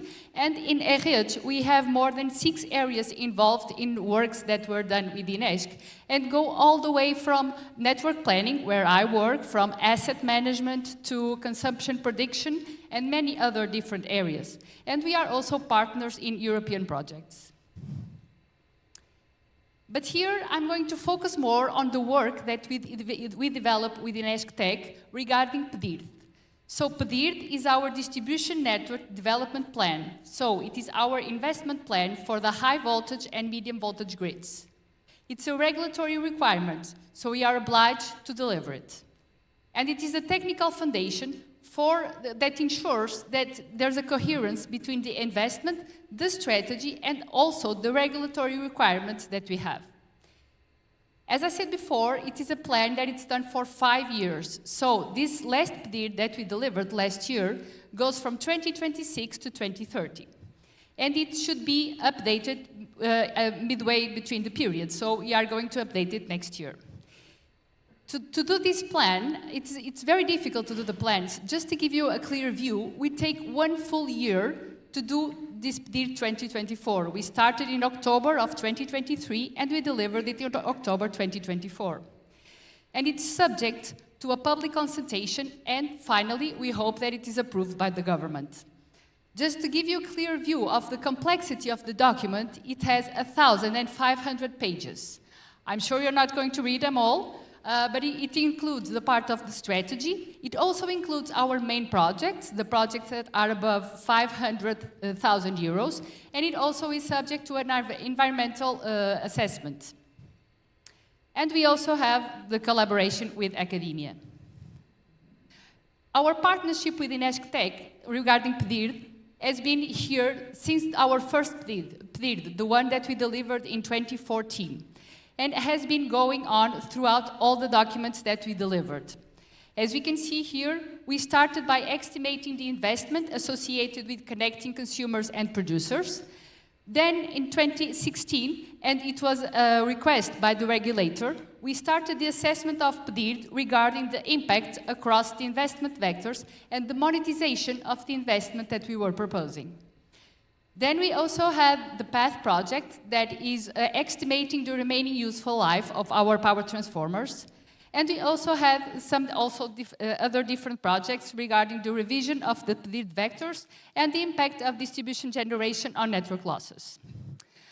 But here I want to focus on the assessment of the PDIRT impact across the investment vectors and the monetization of the associated benefits. As I said here, it is a work that started on 2016 and it has been evolving. We started with some vectors, and now we are now monetizing all the investments. So how does this work started? As I said, it started by a request by our regulator that we should monetize the investment that we are putting on the plan. But the challenge was, how can we assess this with such a complex network and with so many different investments that we are putting on the plan? So this led to a collaboration between INESC TEC and the REDES, and we worked together to have a model that was at the same time complex enough so that it would give us a sense of the reality, so coherent with the reality, but it should be also simple enough to explain it to other people. We are a regulated company. We have a public consultation of the plan, so we had to explain the model. And so we developed a model that's based on our investment vectors that are 5: security of supply, technical quality of service, network efficiency, operational efficiency, and access to new services. And then we know that we have indicators like energy not supplied, SAIDI, TIEPI, and losses. And so we developed a relationship between the vectors and the indicators that allow us to monetize the investment. Now I'm going to show you some examples of some of these vectors. Regarding security of supply, here our goal is to ensure the reception and delivery of electricity in accordance with safety and regulatory standards. And here we are evaluating the energy not supplied indicator.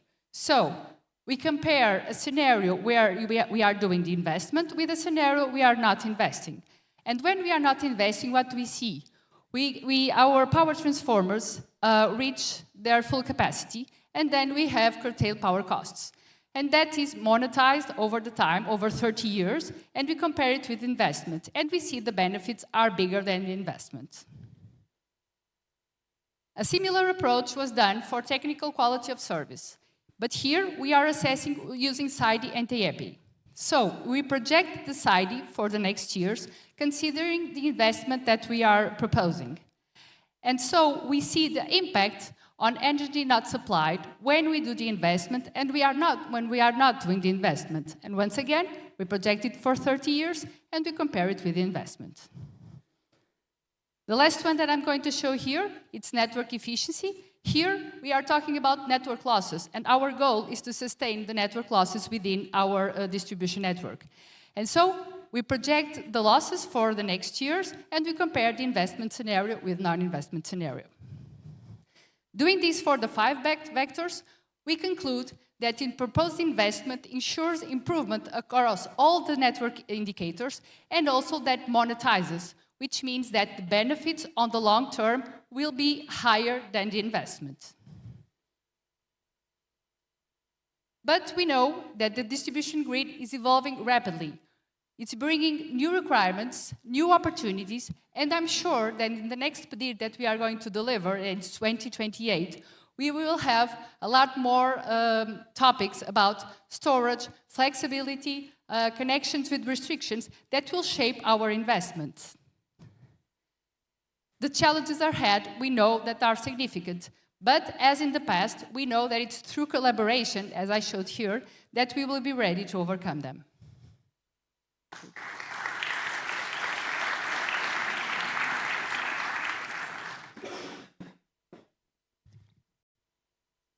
Thank you so much. And now, last but not least, we will have Amanda Ferreira from Elergon presenting the importance of forecast for Elergon. Thank you.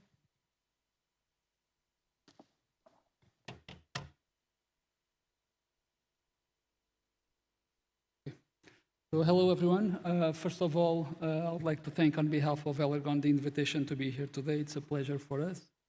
For me particularly to come back to this campus where I spent 5 years in the faculty and the initial 10 years of my career as well. So it's a pleasure to be here.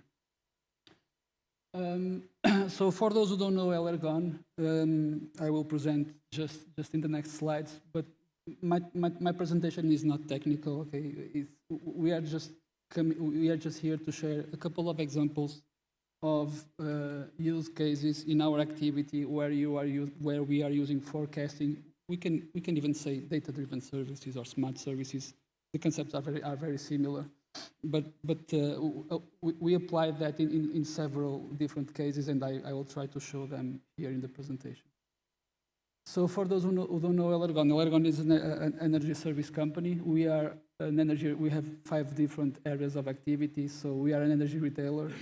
We are also an EPC focusing mostly on photovoltaics and storage, always within behind the meter, so within the installations of the clients.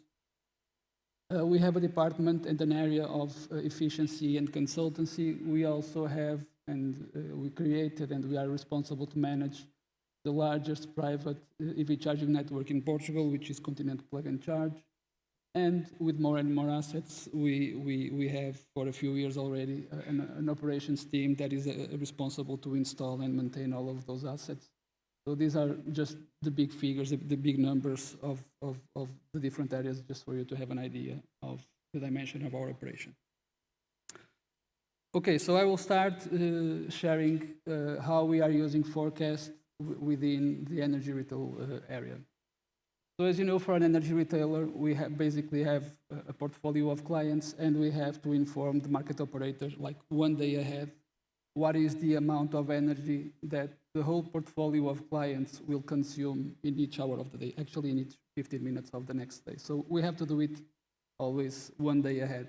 So we need to forecast to have a prediction of what's going to happen tomorrow in terms of consumption for the portfolios of clients that we have. The bad thing about this is that deviations mean penalties, mean costs. Okay, so if the prediction is not accurate, this has a direct impact in our business.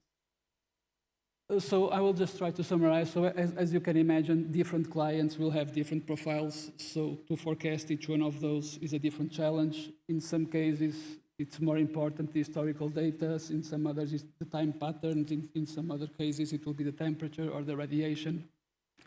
So according to different assets and different types of operation of each one of those clients, different variables will have more weight in the consumption. So the more we know those variables, the more we can predict that we can predict them as well, the better will be the end result, which is the prediction of the consumption. This led to what we call ELFUS, the Elergon Forecasting Services Platform. It was developed with INESC TEC many years ago, and this actually was a journey to identify all those key parameters that are essential to better understand which one of those impacts the consumption profiles and so on. And the journey is kind of described here. So 10 years ago, with a relatively homogeneous portfolio of clients, a more simplistic approach would work just enough. Nowadays, with a more heterogeneous portfolio, with more clients, with a bigger diversity of clients, we had to make these little steps, little improvements that led to actually Elergon to be the #1 retailer in terms of deviations in Portugal. And this is like this for a few years now, and there's a lot of credits to INESC TEC to help us build this improvement and be #1 in the rankings of deviations. This is just a print screen of the tool where you can see the real consumption in black and the forecast in color, and you can see that the forecast is actually very good. So that was the first use case. So the second one, as more and more clients and more installations have PV, there's a new, not new actually, for the last few years, we have more and more PV inside the buildings. So in some specific hours, you can have more production than the consumption, which means the surplus will be delivered to the grid. Of course, clients cannot operate directly in the market, but Elergon can. So we can take that surplus energy and participate in the market, this time on the supply side. So we sell the electricity to the market, and it's more or less the same challenge, right? If you are participating in the market, you have to say in advance what is the amount of electricity that you will deliver. Again, deviations mean costs. So this is more or less the same idea. We just started with very simple models. We are improving them. When this business grows, the amount of money that is involved will be higher, so it will be worth to make additional improvements in the model. But more or less the same idea, but on the supply side. So as you all know, the impact of solar in the price is very clear for a few years. So typically the lower prices are within those solar hours there, which means that selling the surplus is not the most interesting thing to do, right? Which brings, I would say, the next topic, which is the energy storage batteries. So this is a graphic that we like particularly. This shows the evolution of the price delta within the day for the last few, for the evolution of the delta for the last few years, and it's very clear the trend for the last 6 years. Clearly, the delta is getting bigger and bigger, which opens kind of an incentive signal for you to increase your consumption in the periods where the price is lower, and take advantage of charging the battery, and then take advantage of that energy in hours where the price is much higher. So basically, we have already capability to predict consumption. We have the capability to predict production and identify those periods where we have surplus. This surplus, of course, is very valuable. And instead of selling them to the market for prices that are really not interesting, probably we can store them. So if on top of that we have those increasingly deltas in terms of price curves, if on top of that we have the grid tariffs, which just make the final cost, the delta even bigger, all of this together with the decrease in the battery prices, in the technology, allows us to create that OptiStorage service that I have there, which basically takes advantage of all this information, the forecasts that we have, the predictions for what's going to happen in the next hours, the price signals, and can basically pick the best time slots to charge or discharge the batteries to make sure we get the most revenue possible, or our clients get the most benefit. So this is just a picture of our first installation. This was done in April or March last year, I guess. This is a picture of the real data of that installation, where you can see very quickly the red dashed line is actually price. So when the price goes up, your yellow area goes down. Yellow area is basically the grid consumption. So we can avoid almost the total grid consumption in those periods where the price goes really, really skyrocket. An approach like this, which is the last one, the OptiStorage forecast-based, can capture roughly 90% of the potential value that the battery can capture. Okay. When you compare it to other approaches, it's very clear the benefit to be able to predict the next few hours, to anticipate the load or the charge or discharge of the battery and to optimize the whole system. Now I will show you, this is more or less the same idea applied to electric mobility. So with all that same information, this is more or less known for everybody, I guess. So smart EV charging strategies can be deployed. You can basically pick the best periods when we want to charge your EV fleet. I will go through this rather quickly, because I think I have a kind of more interesting use case for electric mobility that we did, again, together with INESC TEC.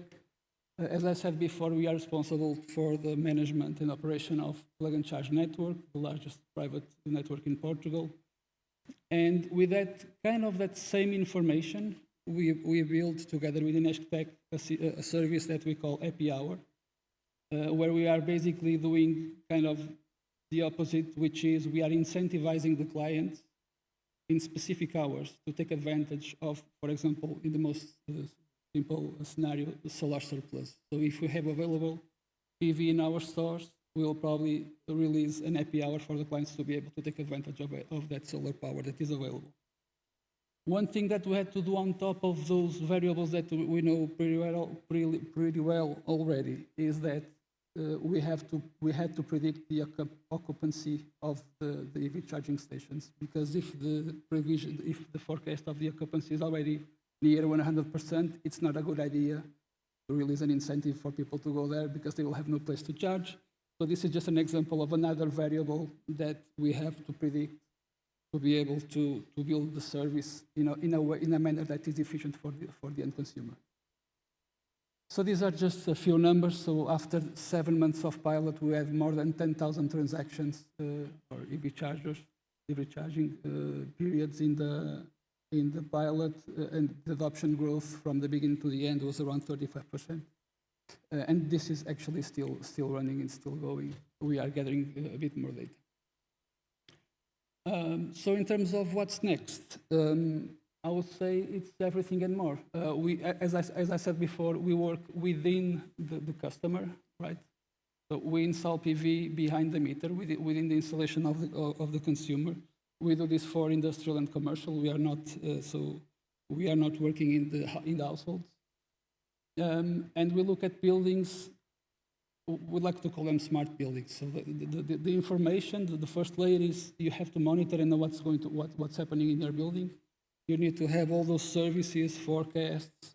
You need to know the price signals or the price incentives. You need to know all of that information. To that layer we call smart energy services. And then you have to be able to control and to take advantage of the assets and maximize the potential to your client. There are different targets for this. I just showed you a couple of price arbitrage. There are ancillary services. You can use those same strategies to reduce carbon footprint. There's a lot of, once you have the joystick and the ability to control, you can almost choose the target you want to get, right? And so I think that's it from my side. This is just a very brief roadmap of this year, where you can see many initiatives where we have this brain picture that basically embed somehow forecasting or AI or smart services. This was the challenge for us this year. And regarding the smart energy services, forecast models, digital twins, I think we are just starting. And that's it. Thank you so much. Thank you to all of you. And now I would like to ask the audience for questions before breaking a little bit. Yes, so we have here a question, please.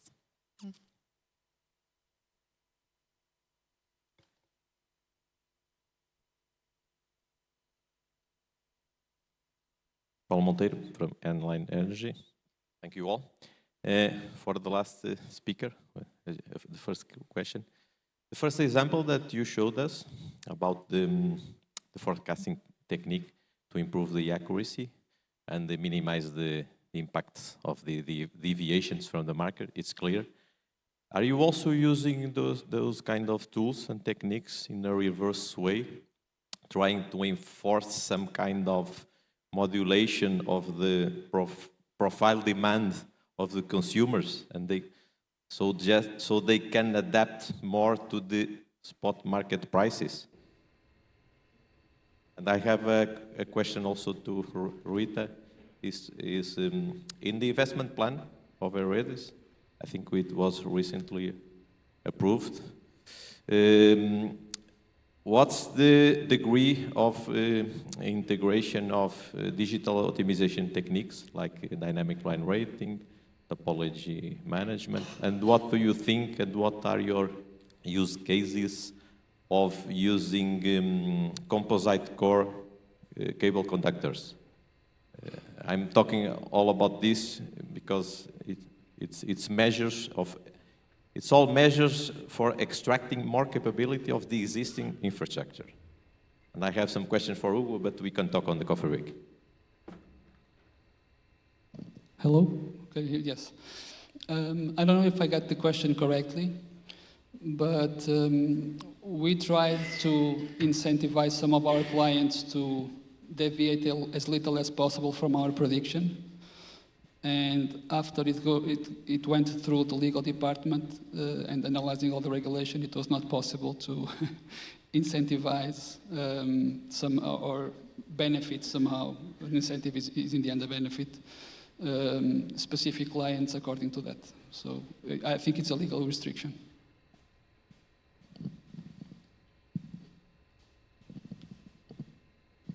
So our investment plan hasn't been approved yet. We delivered the final proposal, just to clear, we delivered the final proposal in July, and now we are waiting for the approval by the government. What we have included already in this plan, we have 7 flexibility alternatives for 7 different projects. It was the first time that we included in the plan flexibility alternatives for conventional investments. And it was a big step for us to start putting them in the plan and to start developing the methodologies that will allow us for sure to have more situations in the future. We also included the information about the pilots that we are doing on dynamic line rating. We have 4 ongoing pilots right now, and we are going to assess the conclusions and then elaborate a plan for the deployment. If the pilots turn positive, then we will have a plan that we will surely introduce in our next plans, or in the revision that we will do next year or in 2028. Depends on the results that we will have from the pilots. But we are working on those topics. We are investing almost half of our plan is on modernization, but we are also looking on taking more from the assets that we have on the grid, because we have more than 80,000 kilometers of line. We have 400 power substations. So we won't be able to reinforce everything and be everywhere. So we need to take the more advantage that we can from the assets that we have on the grid. Any other questions? No? So thank you again to all of you. And we will now have a coffee break, a 20-minute coffee break, okay? And in 20 minutes, we come back to the second panel. Thank you so much. Thank you.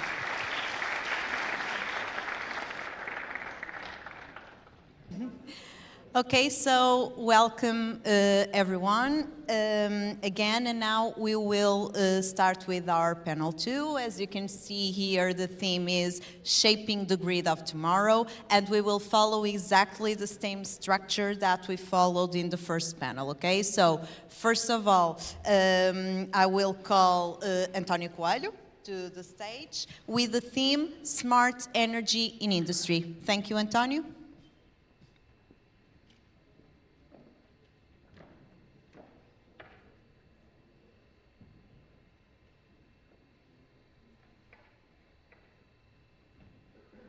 Good afternoon, everyone. My name is Antonio, and I'm going to present Smart Energy in Industry.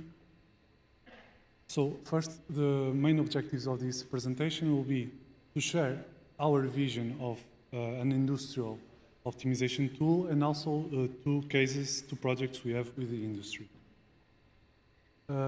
So first, we know that there is an increased concern in decreasing CO2 emissions and decarbonizing energy systems, and industries represent around 30% of global CO2 emissions.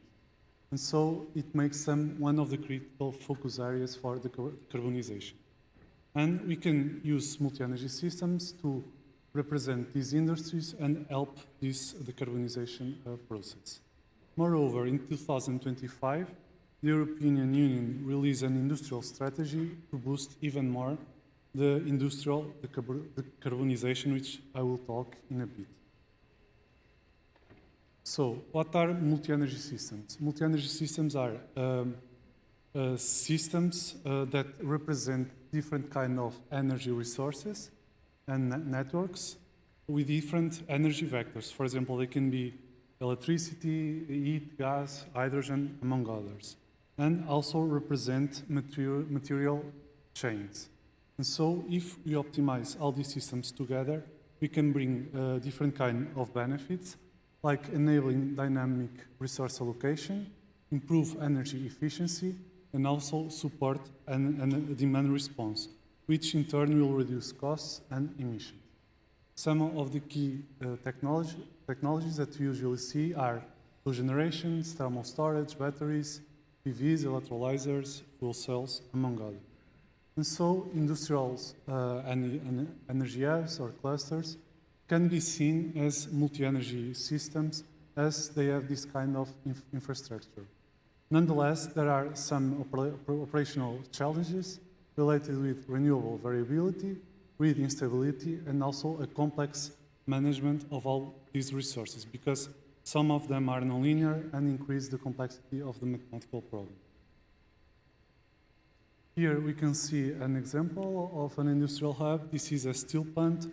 We can see that it has different energy vectors like gas, heat, electricity, and compressed air and oxygen. It has some renewable generation, some storage.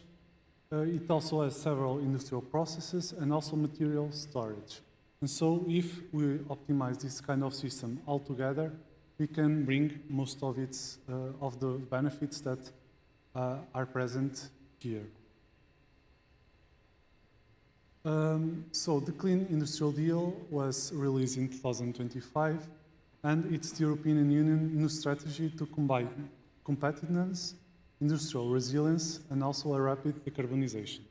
It has 6 main key drivers related with electrification and clean energy transition, demand creation for decarbonized products, more than 100 billion euros for mobilization for clean manufacturing, the resource security and cost reduction, clean trade and investment partnership, and also workforce development. And so there are major opportunities for industrial optimization. For example, the shift energy use to the lowest cost hours, the use of AI for smart grid-aware scheduling and electrification, allocation of secondary raw materials across different industrial hubs, inventory optimization, predictive maintenance, multi-objective optimization between costs, carbon, and energy use, optimal cluster design, and also, for example, risk-based investment planning. And so, due to the complexity of multi-energy systems operation and also the need for advanced tools that this kind of strategies provides, we need advanced optimization tools, and now I'm going to present our vision. So, we think it is necessary to build a user-friendly power optimization tool, a tool that is easy to use by its users without very deep technical knowledge, for example, without the need of programming databases and the constraints of the resources and so.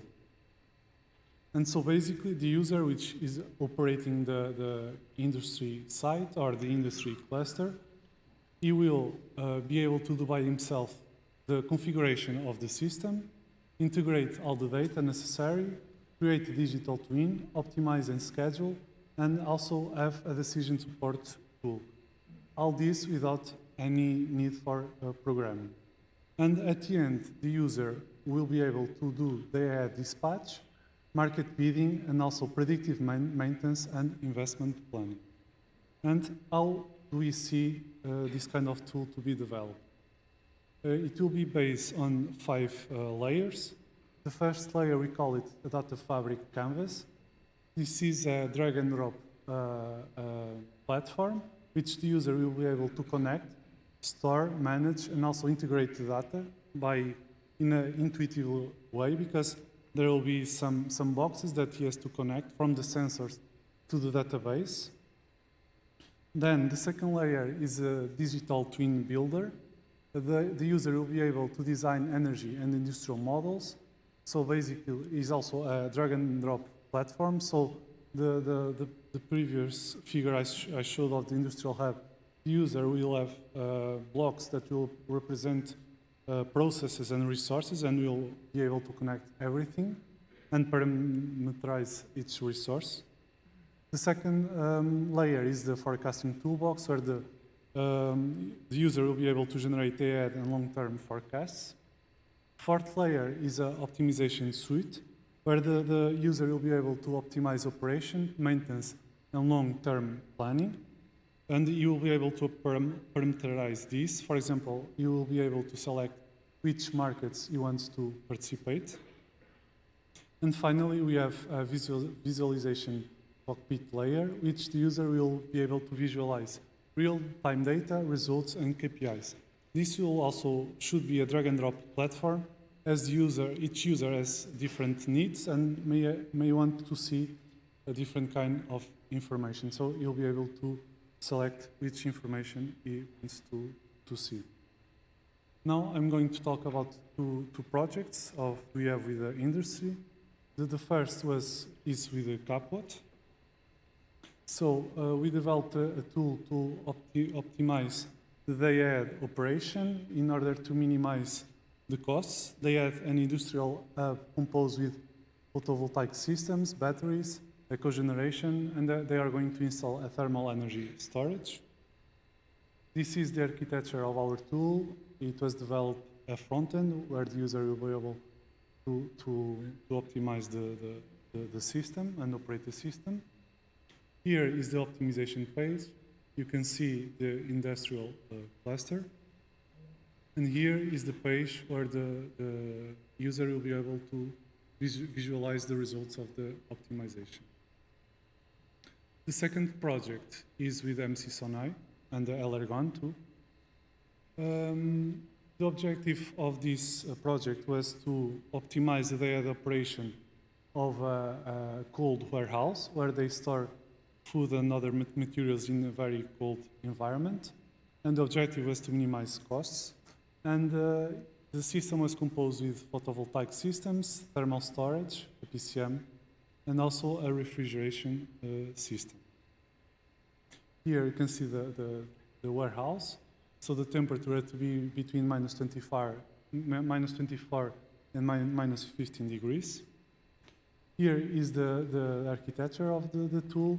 We don't have a front end because this tool will only run once per day and send the results to them. And here are some of the results we had in some case studies.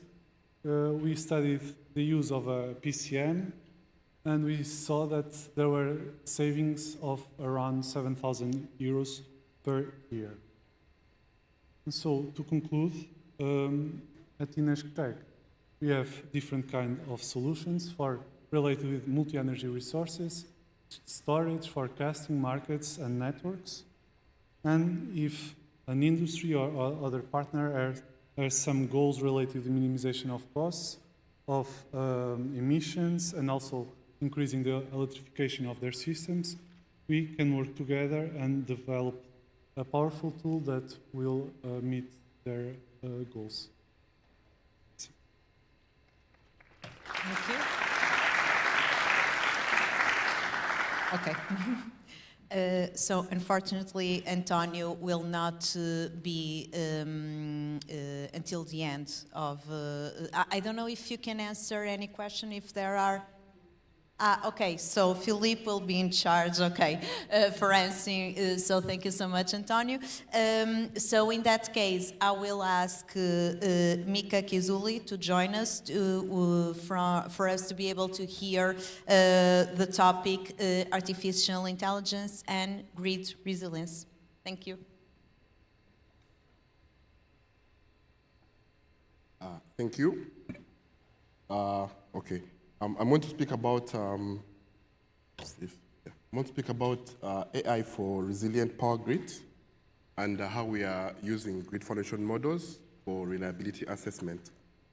So to start off, I would like to just introduce the need for AI in power systems analysis, and it is to basically support grid planners, grid operators, researchers, regulators, to make informed decision-making, synthesizing grid data, of which there's a lot of grid data points in the modern grids, with intelligence that has been built over the many years of working in the industry to make more informed decisions about the grid operation, grid planning in real time, and over a longer horizon.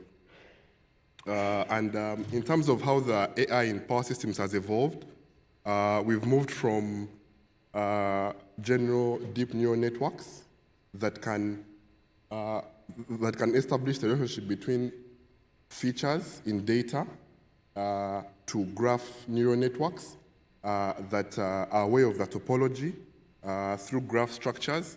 And more recently, we are looking at physics-informed neural networks that enforce physics laws governing power grids in the AI models. And as the AI has been evolving, there is need for more domain knowledge.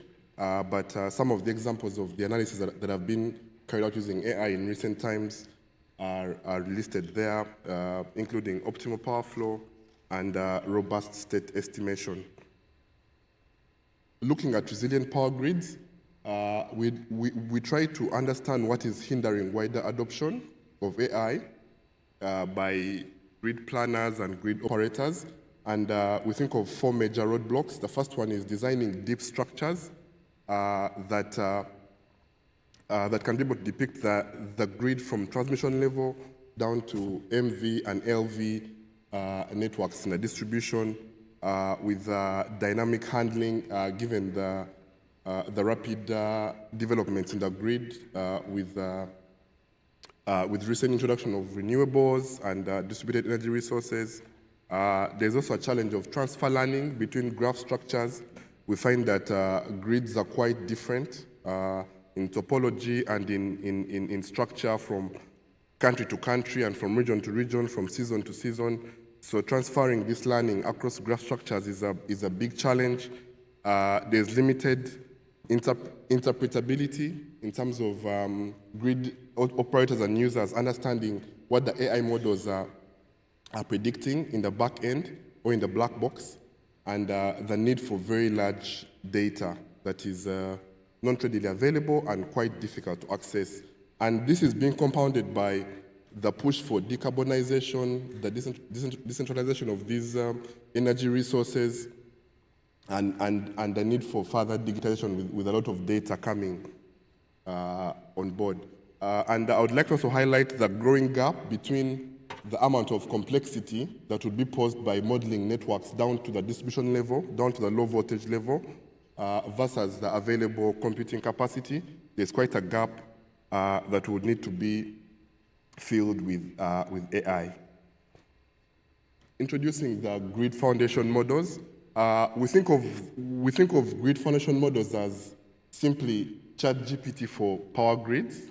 So essentially what large language models, which have come up quite strongly in the last few years, do for text, would like to replicate this sort of general purpose use for power grids. And the fundamental concept is that a grid foundation model is a very large model that is trained on extensive data sets to be able to learn the fundamentals of a domain, in our case, the grid domain, so that it can then be used using very little data, very minimal labeling data, to fine-tune it for very specific tasks. And then it can be deployed through inference to replace some of the computational methods. And with the trend that has been taken by models like ChatGPT and Google Gemini and all these LLMs, the future is the future of complex grid analysis is in using these grid foundation models. So INESC TEC is part of the Grid FM community, which is developing a grid foundation model pioneered by the Linux Foundation for Energy and IBM Research. And the Grid FM that we are developing jointly has three specific characteristics. One is that it's generalizable across different grid topologies and grid structures. It scales linearly, so with larger networks, the scale of the model increases linearly, not quadratically like normal computation methods. And it's consistent with the physics laws that govern the grid. And it's a combined effort of so many partners across the world, as you can see over there, of which INESC TEC is a part. And I believe the door is wide open for all the players here to join. And fundamentally, this is how the Grid FM works. So we begin from the data point. We are looking at generating a large pipeline of power flow data sets. And we look at different network typologies, transmission, distribution, hybrid AC-DC, networks that have renewables integrated. And we generate a pipeline of power flow data sets considering different network contingencies, load and demand levels, and over a multiplicity of typologies. And this pipeline is used to pre-train the grid foundation model. And the pre-training is focused on predicting node voltages and power flows, while ensuring that the physics laws that govern the grid are quite obeyed regarding the Kirchhoff laws and the other laws that govern voltage and current. And this pre-training uses very large data sets that we shall be able to generate, and then we can then develop fine-tuning tasks for a range of downstream applications using minimal labeled data. And this is a roadmap for the Grid FM that the community is moving with. And in the first phase, it's generating data for the pre-training, and a data kit has been developed. At this QR code, there's a repository on GitHub to just generate some of this data. Currently, the data available is of transmission test cases, but we've been able to develop a pipeline that has distribution networks as well. The second phase is with developing the model and beginning the pre-training. And this is also underway. There are two versions of this model, the Grid FM Graph Kit. One version is, the version 0 is based off graph neural networks. and the second version is based off graph transformer model, which has global attention seeking compared to the graph neural networks that are based on local message passing. The third phase and fourth phase are still underway. Third phase involves validating the model in terms of using real-world utility data that can be accessed through privacy-preserving algorithms, not to violate data protection laws.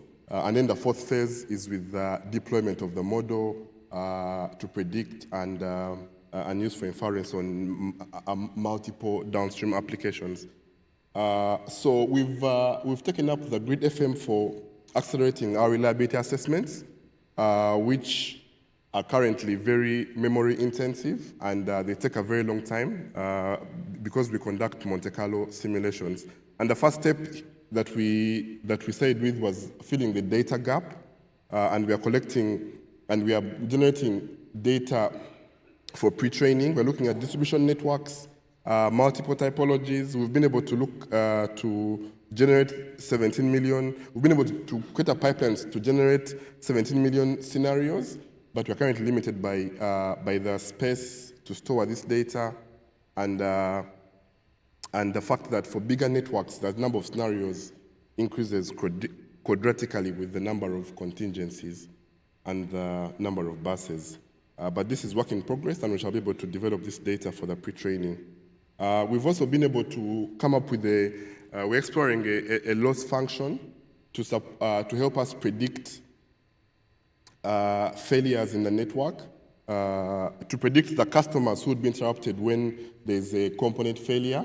And this is the core of our reliability assessment. So we want to find out the impact on customers when network components fail.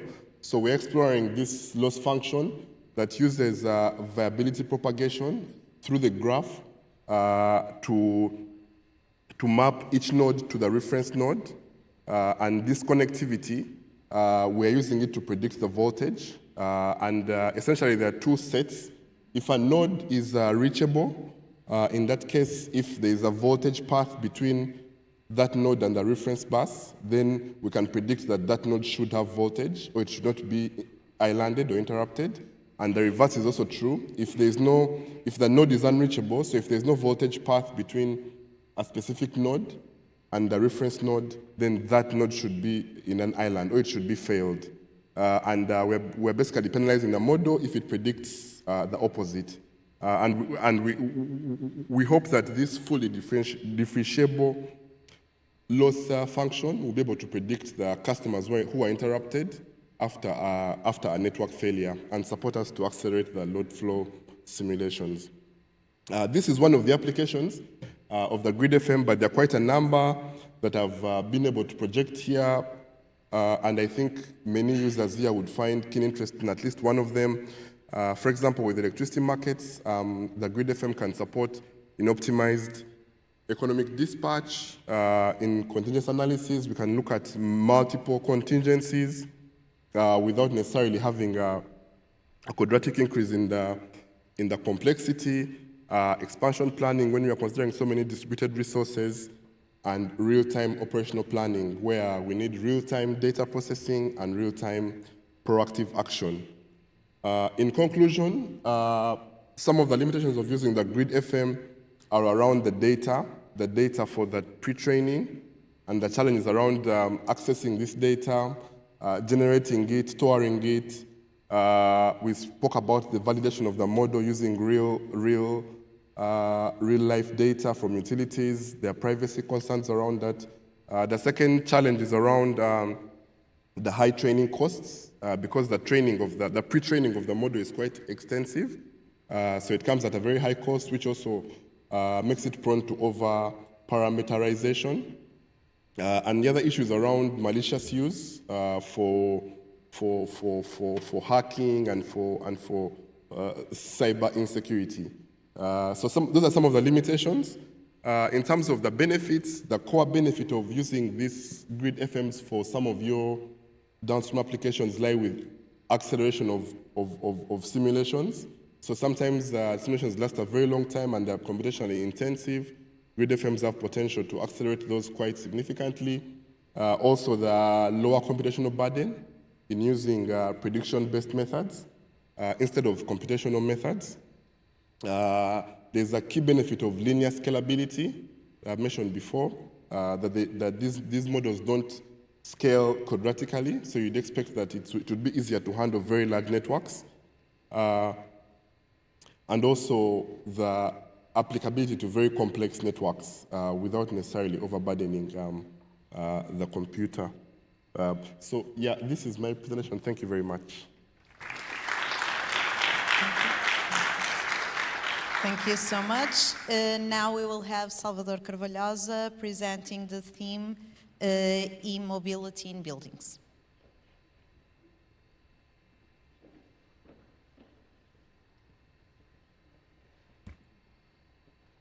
Yeah. Okay. Hello, everyone. Thank you so much for making all the way through this point. As you've been told, I'm going to present e-mobility in buildings, especially multi-dwelling buildings. So the shape of energy to come, the very essence of this phrase invokes innovation. And for me, this is one of my personal favorite definitions of innovation, is taking two things that already exist and putting them together in a new way. And this speaks to me in a special way because that's what I've been doing in this work. I've been taking methodologies, models, and tools that already exist and trying to put them to the benefit of EV users in multi-dwelling buildings. So, a little bit of background for this problem, for this story. So, transport is driving the energy problem. And what do I mean by this? So, transport on its own is responsible for 23% of energy-related CO2 emissions. And of those 23%, 70% come from road vehicles, cars, trucks, bikes, and so on. So if we don't fix how we move, we will not be able to protect our environment. Speaking of what's happening right now in terms of sales, so EV sales keep growing and growing. People are joining the trend. They are adopting this type of mobility.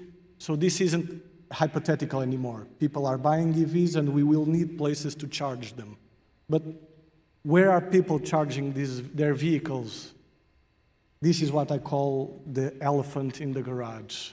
In this case, so we know by very much surveys and so on that most of EV charging happens at home, like 55% according to a new EU survey. But this can be a little misleading because this 55% of charging that happens at home happens because the people that bought EVs can charge them at home. So it doesn't reflect people that can't charge their EVs at home. So it can be a bit misleading because another survey tells us that 27% of prospective EV buyers cite insufficient charging infrastructure as a barrier. And how is this working right now? How are we dealing with the solution in multi-dwelling buildings? It's essentially first come, first serve. And this is not a strategy. So existent multi-dwelling building, condominiums, apartments, were sized before the EV surge, 10, 20, 30, even 50 years ago.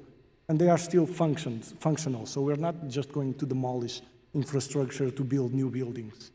The garage switchboard, where we connect our EVs, most of them were designed to charge a little bit, some lighting, a few sockets, pumps, the garage door, not much more than that. So we are looking at a switchboard that can power less than 10% of what the main feeder of the building can do. So what was the first insight for this problem? Is that the power is there. It's just in the wrong place, so it's not in the garage. But it's making its way to the building. The bottleneck is the garage switchboard. So I took one case study that I used for this study. It was a 46-apartment building with 4 entrances and a common garage. The average contracted power was 6.9 kilovolt amps, and that gives us a good total of 372. That's 245 amps per phase. That's a lot of power, and that's more than enough to charge a big fleet of EVs. The only issue is that when you get to the garage, You get a fraction of that, only 8%. So the question, can we fix this with brain and not just copper? So by using realistic behavior and not just worst case assumptions like we do today, use the existing main feeder instead of the garage branch and charge the EVs in such a way that we can protect the grid, the battery, but also have the user have his needs met. So that's the key issue. So first, I looked at the infrastructure. What are we working with? We are working with a bottleneck in the garage. So we need to fix that first. But it's not enough just to dig up the floor and install big main feeders, duplicate the power capacity of the transformer, and so on. We can do this in a smart way, because that's what we do as engineers and as innovators. We work smart. We don't work by brute force. So I set a goal to design coincidence factors based on realistic charging behavior. I carried out some simulations, 240 simulations of different characteristics, not just 240. These are distinct simulation parameters. So they represent different types of behaviors, different levels of demand, and so on. And then I coupled this with some fuzzy logic to help create a planning tool for users. A planning tool that doesn't use very complex information. It uses everyday terms like low optimization and high demand to characterize your installation. So this is what I was able to find, is that as the fleet size increases, the coincidence factor decreases a lot, even for low optimization and high demand scenarios where there is no optimization whatsoever of the charging capabilities. As you can see in the table, for example, for an EV fleet of 70 vehicles, instead of working with more than 1,000 amps to charge that fleet, we can work with as little as 142 amps per phase. That's a big decrease that translates into smaller cables and less spending in infrastructure. So, having solved the infrastructure issue, we have to solve the charging issue. How can we charge the vehicles efficiently? How can we coordinate them? It's very simple. We have to develop a system that coordinates the different vehicles in a centralized way. That way, we can have a safe operation of the system with the least amount of energy and costs spent.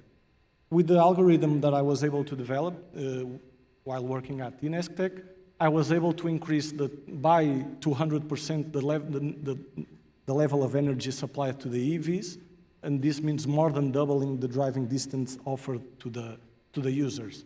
So just same cables, smarter control, so now more residents can realistically own an EV, and I think that's good. And how does this work? What are the brains of the operation? And for the sake of simplicity, I will keep this very black box type of presentation, so we just ask two questions to the consumer.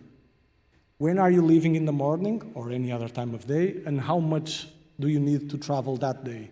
With those two simple questions, the algorithm can optimize the charging of the vehicle with exactly the power that that user needs. So it optimizes for always reaching the required range of the user right before the user unplugs the vehicle.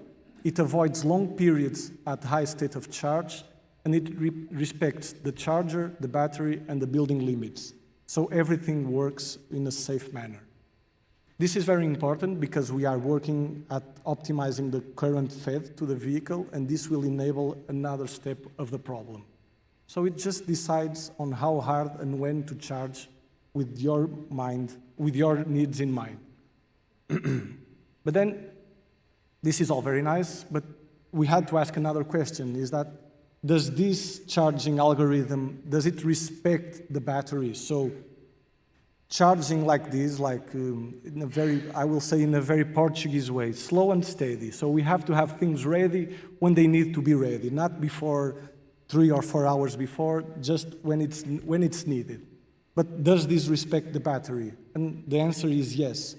By running models of battery, by implementing battery degradation models, by estimating the characteristics of the EV battery based on the power, the internal resistance and the sizes of the batteries, we were able to build a data-driven charging strategies that allows not only to charge when you need, but when it's needed. So you don't need to plug your car in every day. You don't need to do it every other 2 days. It depends on your needs. And that's what the system tries to figure out for you. When do you need to charge and how much you need to charge? So this is a hierarchical optimization. First, when will I charge? And then how will I charge?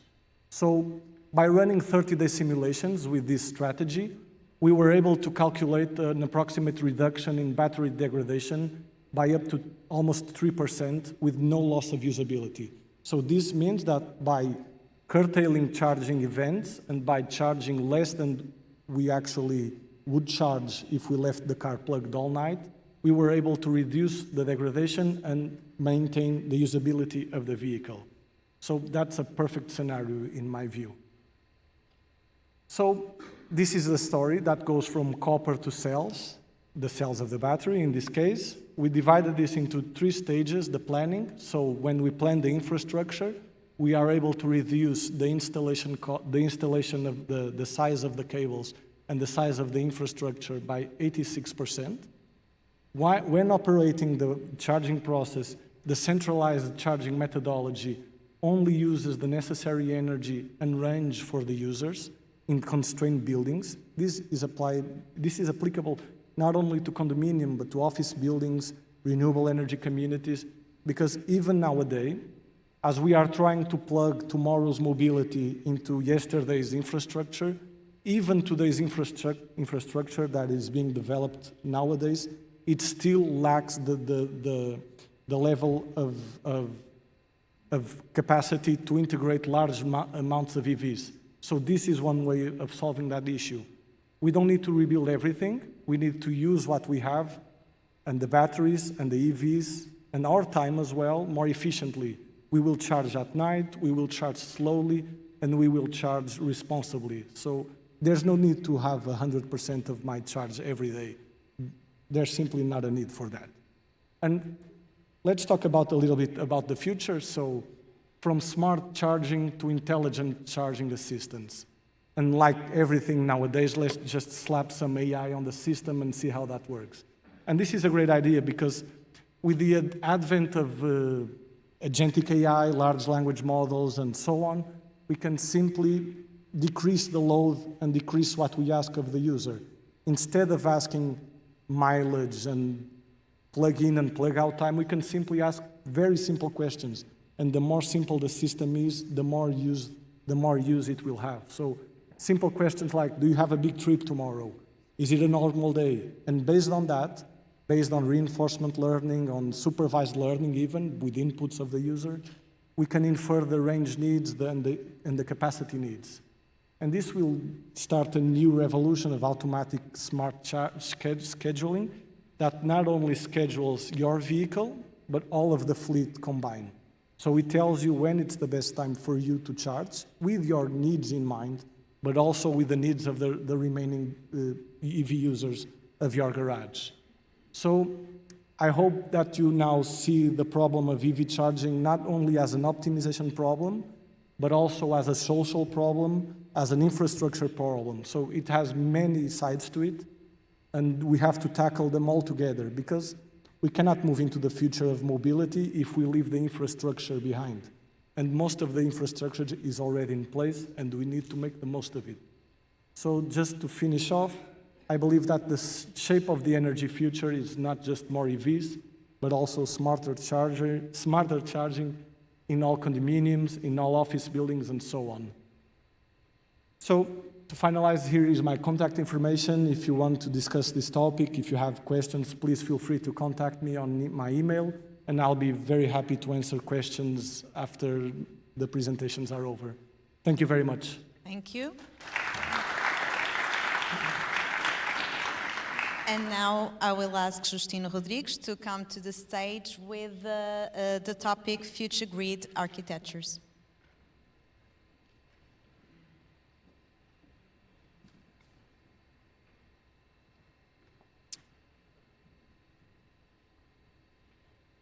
Hello, everybody. So I came here with a more soft presentation, let's say, about the future of distribution grids. And the question that I don't know if it is normal.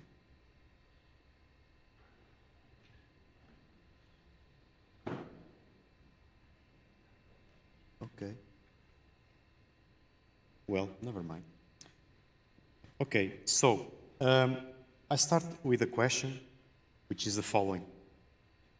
Is if the distribution grids, as we know them today, or we foresee for the next, let's say, short term or medium term, they are able to integrate the massive volumes of distributed energy resources and electric vehicles that we foresee for the next decades.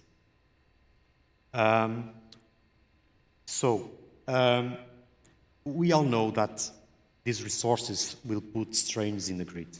It's not new. Many of the presentations here are, in some way or another, focused on that problem precisely. So we need solutions to, for example, I have some plots there for the EVs. So we need solutions to intelligently manage the charging of EV and also to manage batteries, EVs, how they charge the batteries and so on, to try to avoid basically reinforcing too much the grid and take the most advantage of what we have today. So, but is this enough for the long term? So we can ask that, okay? For short term, maybe you can think, well, the grid already has space. We just need to move the loads from the peaks to the valleys and so on. But there are some projections that points to magnitudes of increase of these resources. So at some point, for example, you can see previous generation.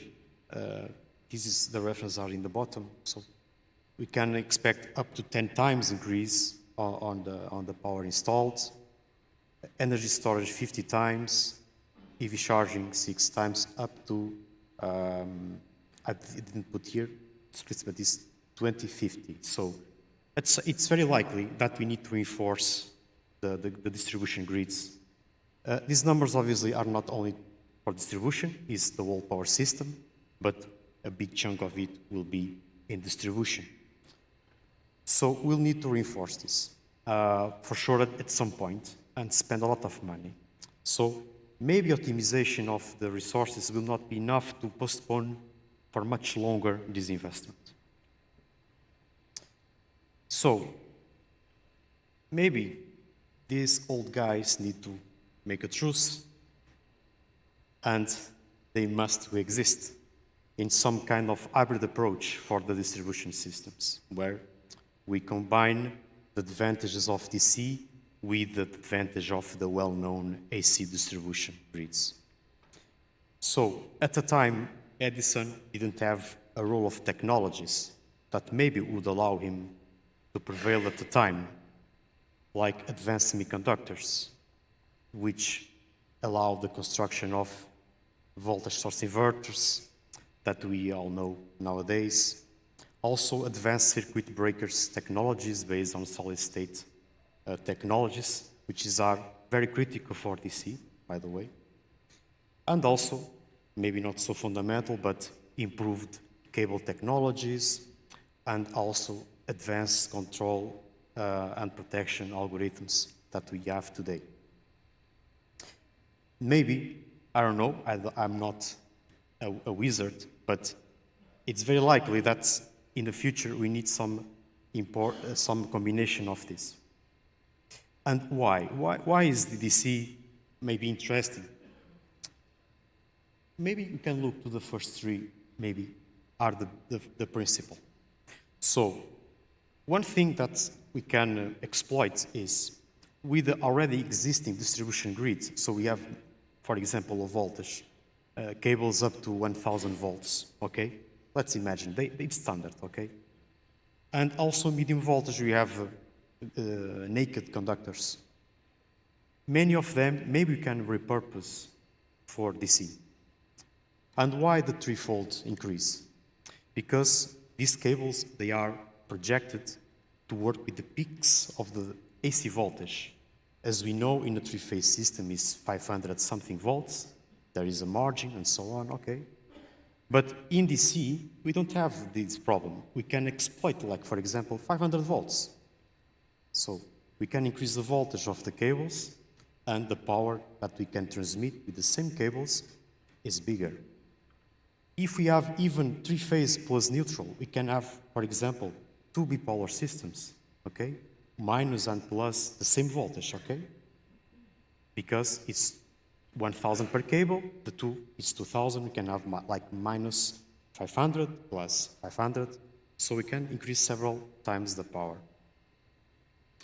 So we can reduce the investment instead of making from scratch new DC grids, okay? Also, because of this, maybe we don't need too much power as substations, or we can build it smaller. Because since there is no reactive, the voltage drops are less. And allied to the increased voltage, maybe we can have longer feeders. Maybe we can have kilometers long feeders, okay? So we don't need a lot of substations as we have today. Can reduce also costs and efficiency. And lastly, many of the loads and systems we have today, they are already in DC. PVs, batteries, even EVs, they have a DC battery. Your computers, okay? Even the motors, they use electric drives that they have DC links. So maybe we can remove one stage of the converter, okay? Increase the efficiency of these loads in overall terms. And then we can sum the rest, okay? Because there is no reactive voltage is greater, we have less losses. The modern technologies offered by the power conversion allows a better voltage control. And also in DC, many of the harmonics and power quality issues don't apply because we don't have linear loads like rectifiers based on diodes. We don't have unbalanced voltages and currents. So many of these issues are strongly reduced. Obviously, if they don't exist, it's because there are many challenges, okay? So it's a technology, power conversion is evolving very fast, okay? They are getting denser in power, producing less harmonics, getting cheaper, and so on. But still, if you want to build a new DC system, the upfront cost still is considerable. And also, if we have problems with short circuits, protection technologies need to improve a bit more. Okay, they are not so reliable as they see, as we know. Also, converters have more components. They are more sensitive to lightnings, for example. So reliability is also something that leave many people to be conservative about this. And lastly, because there is no big industry, there is no large DC grids being commercially exploited, industry don't have still sufficient solutions, and the standards are also lacking. Okay, that's it. Okay, thank you for your time.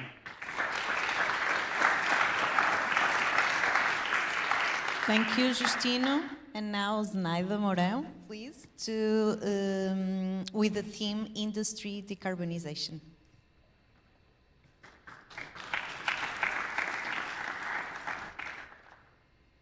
Thank you. So thank you everyone for still being here. So I'll try to be very brief. Okay, yeah. So I'll start with Mr. Trump. Sadly, this is how most things start nowadays in things concerning climate and energy. And in September 2025 at the UN Assembly, Mr. Trump said that climate change is a con job. He also said that predictions made within this climate change models and so on are made by stupid people, which cost their countries fortunes. And mainly he was mentioning, so basically concerning renewable energy and decarbonization roadmaps and so on. And so he said, if you don't get away from this green scam, your country is going to fail. So I thought maybe this would be an apt opening for the study we did for industrial decarbonization, and you'll see why. Okay, so our challenge is basically to move to a fully green industry. You can say this depends more or less on the level of what green means and how we're implementing it, but here what we meant within the studies that we've been conducting is basically aligning industries with national decarbonization roadmap, and in this case, our own national decarbonization roadmap, so each country has their own. And regarding our national climate mitigation targets, we have two main targets in terms of greenhouse gas reductions at the moment. So we have the target for 2030, which means that we need to reduce 55% in our greenhouse gas emissions relative to 2005. And for 2050, this reduction is 90%. Mainly for our policies, they are focused on four main transition axes. This is more or less also uniform in other regions, in other countries, and especially in the EU. So we have the energy efficiency pillar, so the energy efficiency improvement, which is the energy efficiency first statement. Then we have the power system decarbonization. As you know, this is already ongoing in Portugal and will be accelerating, and by the 2030s, we'll have a mostly decarbonized electricity system. Then we have the local integration of renewable energy systems, and renewable energy directly in the industrial sector in this case, and the electrification of consumption, which has goals for all the different sectors, including the industrial sector. So we wanted to test this out in terms of the food and beverage industry in Portugal. So this is the transformation industry, so it's doesn't include the full supply chain of food production and beverages, but just the industrial section, so the industrial transformation. So how did we do this? We built a model and we represented the different processes that are involved in food and beverages production. We had to take into account that there are different products produced within this industry. And also we had to look at not just current levels of energy use and greenhouse gas emissions, but we had to, of course, also model the future.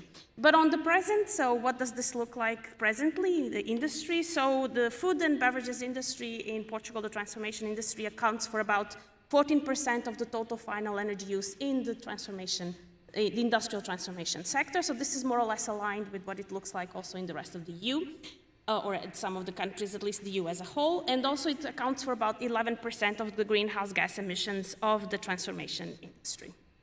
It's about the fourth or fifth sector in the industry with the highest emissions, depends on the year. And this basically in the sector, like in many other industrial sectors, the use of energy is still mainly based on fossil fuels, okay? So in this industry, it's about 60%. But it also has a high percentage of use of electricity, which is around 35%, and that 6% that you see there is biomass. And mainly this energy that is used in this sector is used in thermal processes. So if we look at the useful energy, that means the cold or the hot air or the steam that is used in the different processes, 90% of this total energy use is for thermal processes. And of those, about 2/3 are for heat and about 1/3 is for cold. This is also very unique for the food and beverages sector because there's a lot of cooling in this sector. So this means basically also, I have a statement here which says thermal processes are prime candidates for electrification in this industry, and that is because most of the processes are under 200 degrees Celsius, and that means that we have a lot more options that are mature already that we can implement in the sector.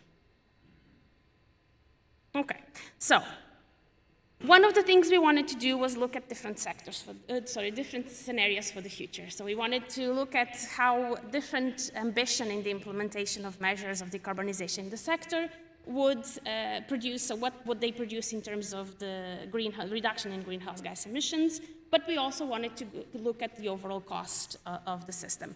And I don't know if you've been, so if you've been reading up and basically reading some reports or papers in this area, so in the area of mitigation of climate change, you probably already saw some papers and some information coming out in terms of the cost of inaction.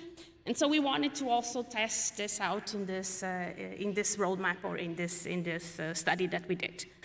So we did basically use the same model we had developed to basically allocate the total energy use, which is what we have from existing statistics, to our sector, which we actually detailed in terms of processes and in terms of conversion systems and in terms of energy vectors, so it's quite a detailed model. And we looked then at 5 different energy transition scenarios, which we have from very low ambition or inaction, which includes what we call the business as usual and the baseline. So business as usual means we freeze policies as they are now in 2020, and those would be the only ones implemented until 2050. Our baseline scenario, which is our inaction scenario, means 2050 like 2020. So basically, once your technologies reach the end of life, you just replace for the exact same type of technology.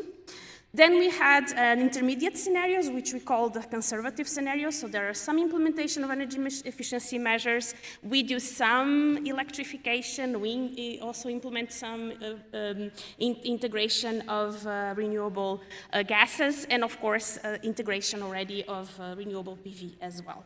And then we had our most ambitious scenarios, the electrification and the biogas scenario. Biogas scenario there, by the way, means biomethane, okay, not biogas itself. There's a difference because biomethane, you can use it basically like you use currently natural gas, whereas biogas is a mix of many things. And usually you might need an additional step to purify it, or it won't have the same efficiency in your systems, and you might not be able to directly use it. But anyway, so electrification is a scenario where we do full electrification of many of the heat uses, not all of them, but almost all of them. And it has a very significant use of heat pumps, which replace as much of the heat as we can. There are limitations currently, and in the future, we will, because of the temperature limits of the current heat pump systems and the ones in the future. And also we implement electric boilers, and we have also a much higher implementation of local PV systems. And then for the biogas, we have an equivalent ambitious scenarios where we replace a lot of the natural gas by biomethane. And what you can see in these numbers is actually the levels you can reach already in terms of greenhouse gas reductions by 2050. So you can see even in our inaction scenario, we reached 90% of reduction because we are decarbonizing electricity. And as we saw, this is a sector where at least 35% of the sector is already using electricity. So even by doing nothing, by sitting back and doing absolutely nothing, you already reduce about 90% of greenhouse gas emissions. Then in the business as usual, which you don't do very much more than what you are already currently in process, so you already reduce 40% of your greenhouse gas emissions.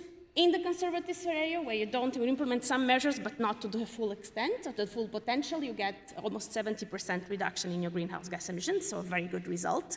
And lastly, of course, if you go to the more ambitious, you get to that point of the 90% greenhouse gas emissions reduction, which according to the national mitigation plans is where you want to be.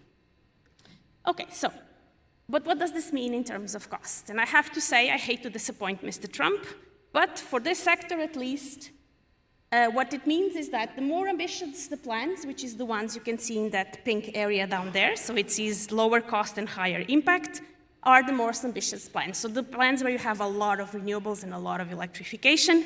And actually the plans or the scenarios where you don't do anything or you do very little actually don't do that well in terms of overall system cost. So this is total accumulated cost.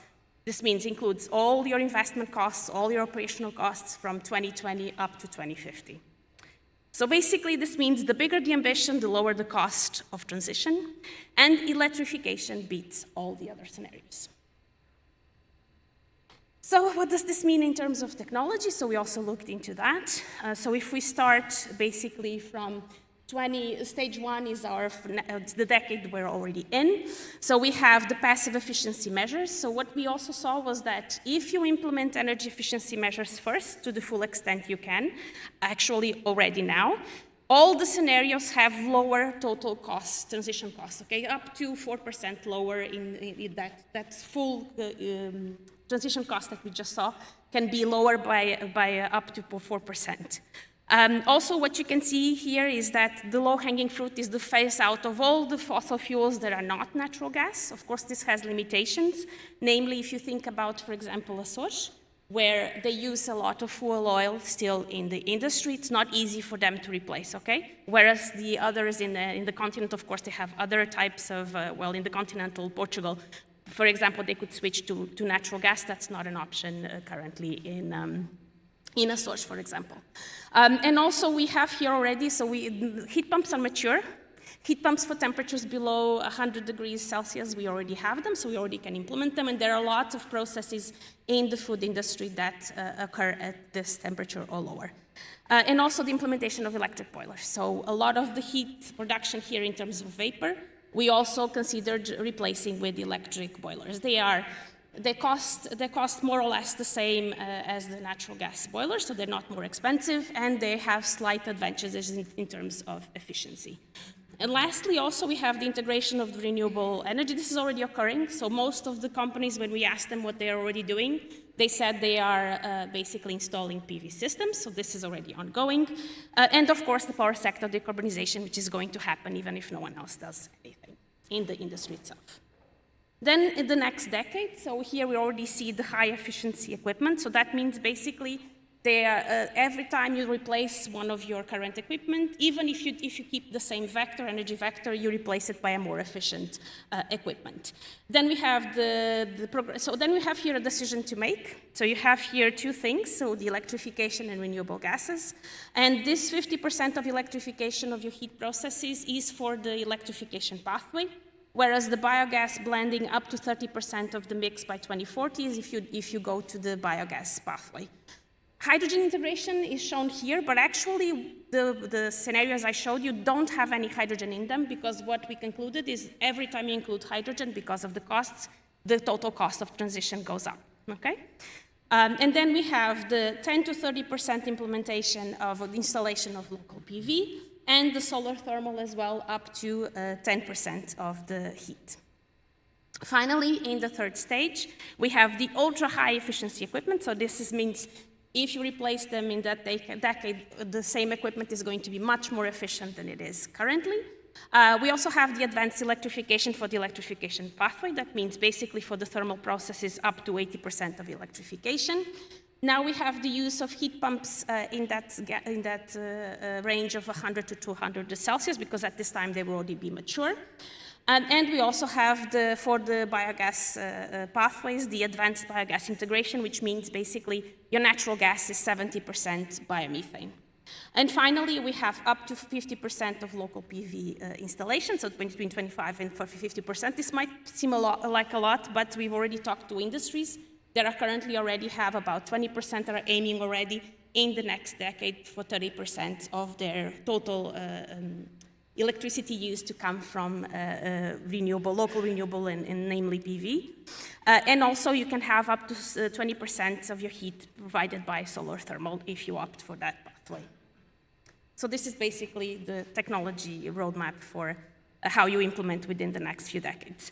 This is important because any decision you make today is going to be still in your system in 25 or 30 years, okay? So this is the critical time for making these decisions and these transitions. So where do we go from here? So basically some things that companies are already doing today, and some of them, we also had Antonio talking about them here, and what they need to keep doing even if they're transitioning their system. So this has to do with basically better integration between the energy use and your production processes. So basically looking at smarter ways to manage your green electricity and trying to schedule your production according to the availability of renewable energy, renewable electricity, local one in this case. So smart storage systems, so integrating this with thermal storage, electrical storage, or even using your production as a buffer. So I know that João is working on some of these things. and he's modeling them, so they have quite very interesting results.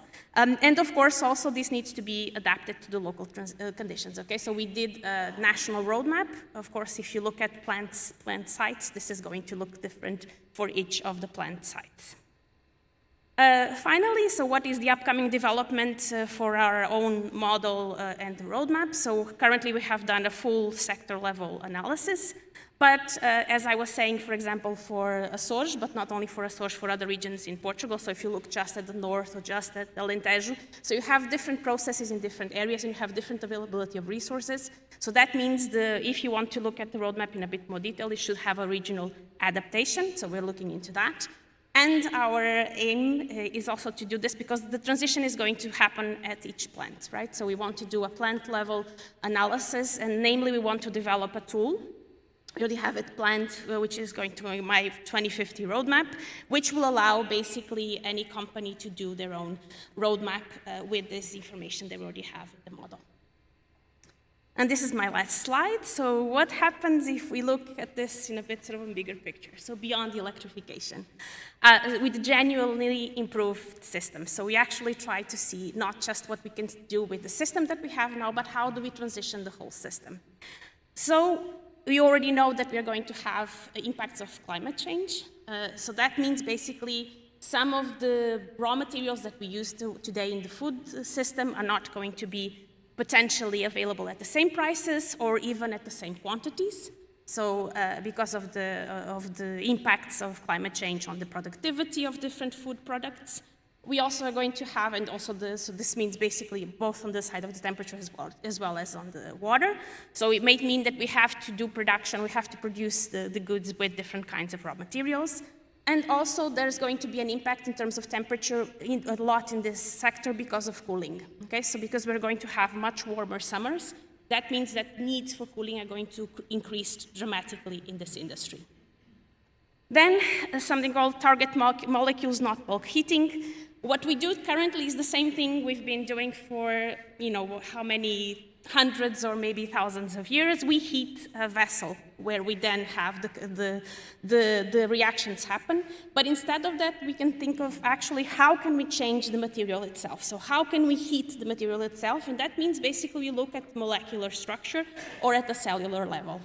And in there, we have a number of emerging technologies. We have them in all fields, so not just in food. But for food, some of them might be things like radio frequency or microwaves to just heat specific, so just the bonds in the molecules and heat just the material. They may have to do with non-thermal processing technologies, like things like pulsed electric fields or UV radiation, and some of these pressure-based methods which can be used in pasteurization. And finally, we can also look at the chemical reaction itself with the use of fit-for-purpose enzymes, which basically mean that you can work with much lower temperatures for your systems, and that means much lower energy needs. And finally, rethink the processes, the products, not just the processes, which means basically we can produce our raw materials in a completely different way and our food products in a completely different way. So we can have alternative proteins, that means either plant-based or lab-grown meat, for example, and this means a completely different set of processes, okay? And some of them happening at much lower temperatures than the ones we have today. We also are going to have a much more localized production. This is because of the circular economy. And finally, we can actually look at food production as from the start with efficiency incorporated into it by design.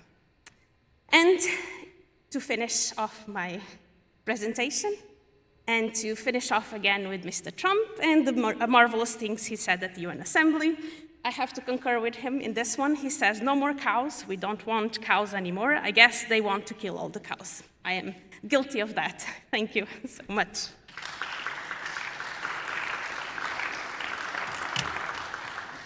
Thank you so much, Naida, and all of you. And now I would like to ask the audience for any questions. Yes, so I can borrow. Thank you. I have a question for the colleague that presented the EV solution. Do you consider any price signals in the strategies of charging the vehicles?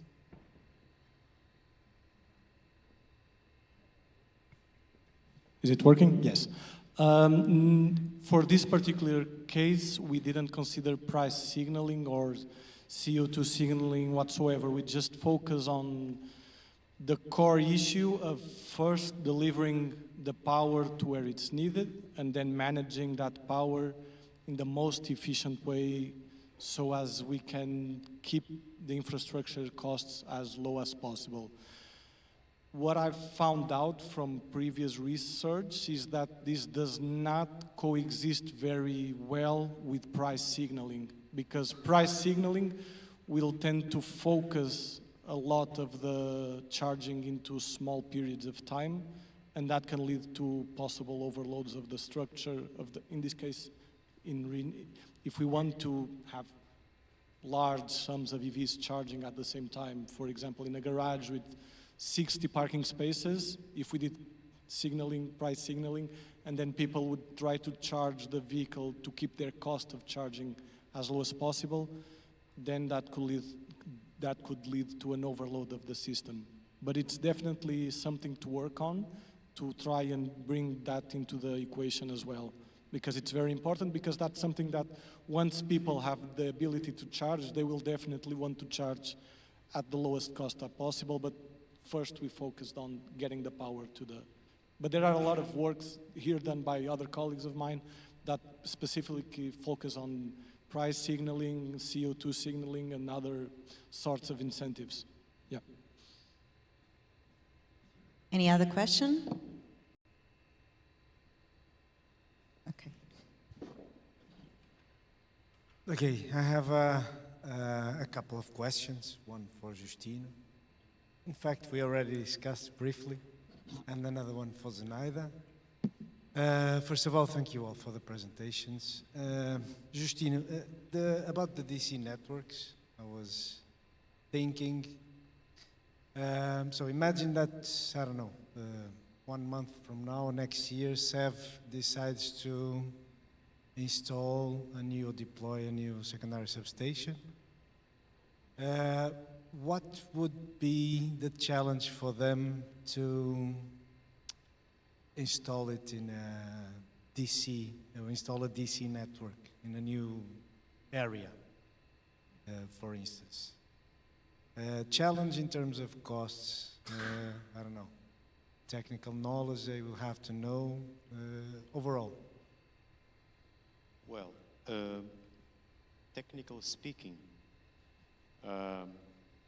first, at the beginning, if you consider that there is no big experience, it will be maybe a more prolonged implementations at the beginning, because people need to know how to build them. Many errors will occur, many problems will be discovered. It's normal.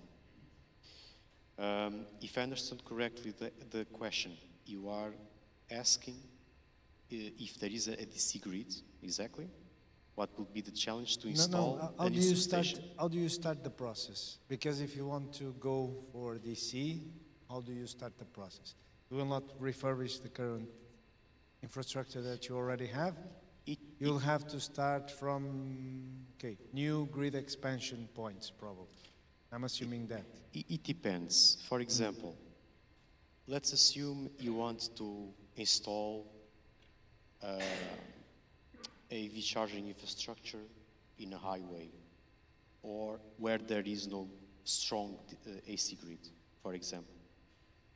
And we have several miles in front of you. In that situation, since there is no strong AC grid, can be interesting to bet on a DC distribution approach.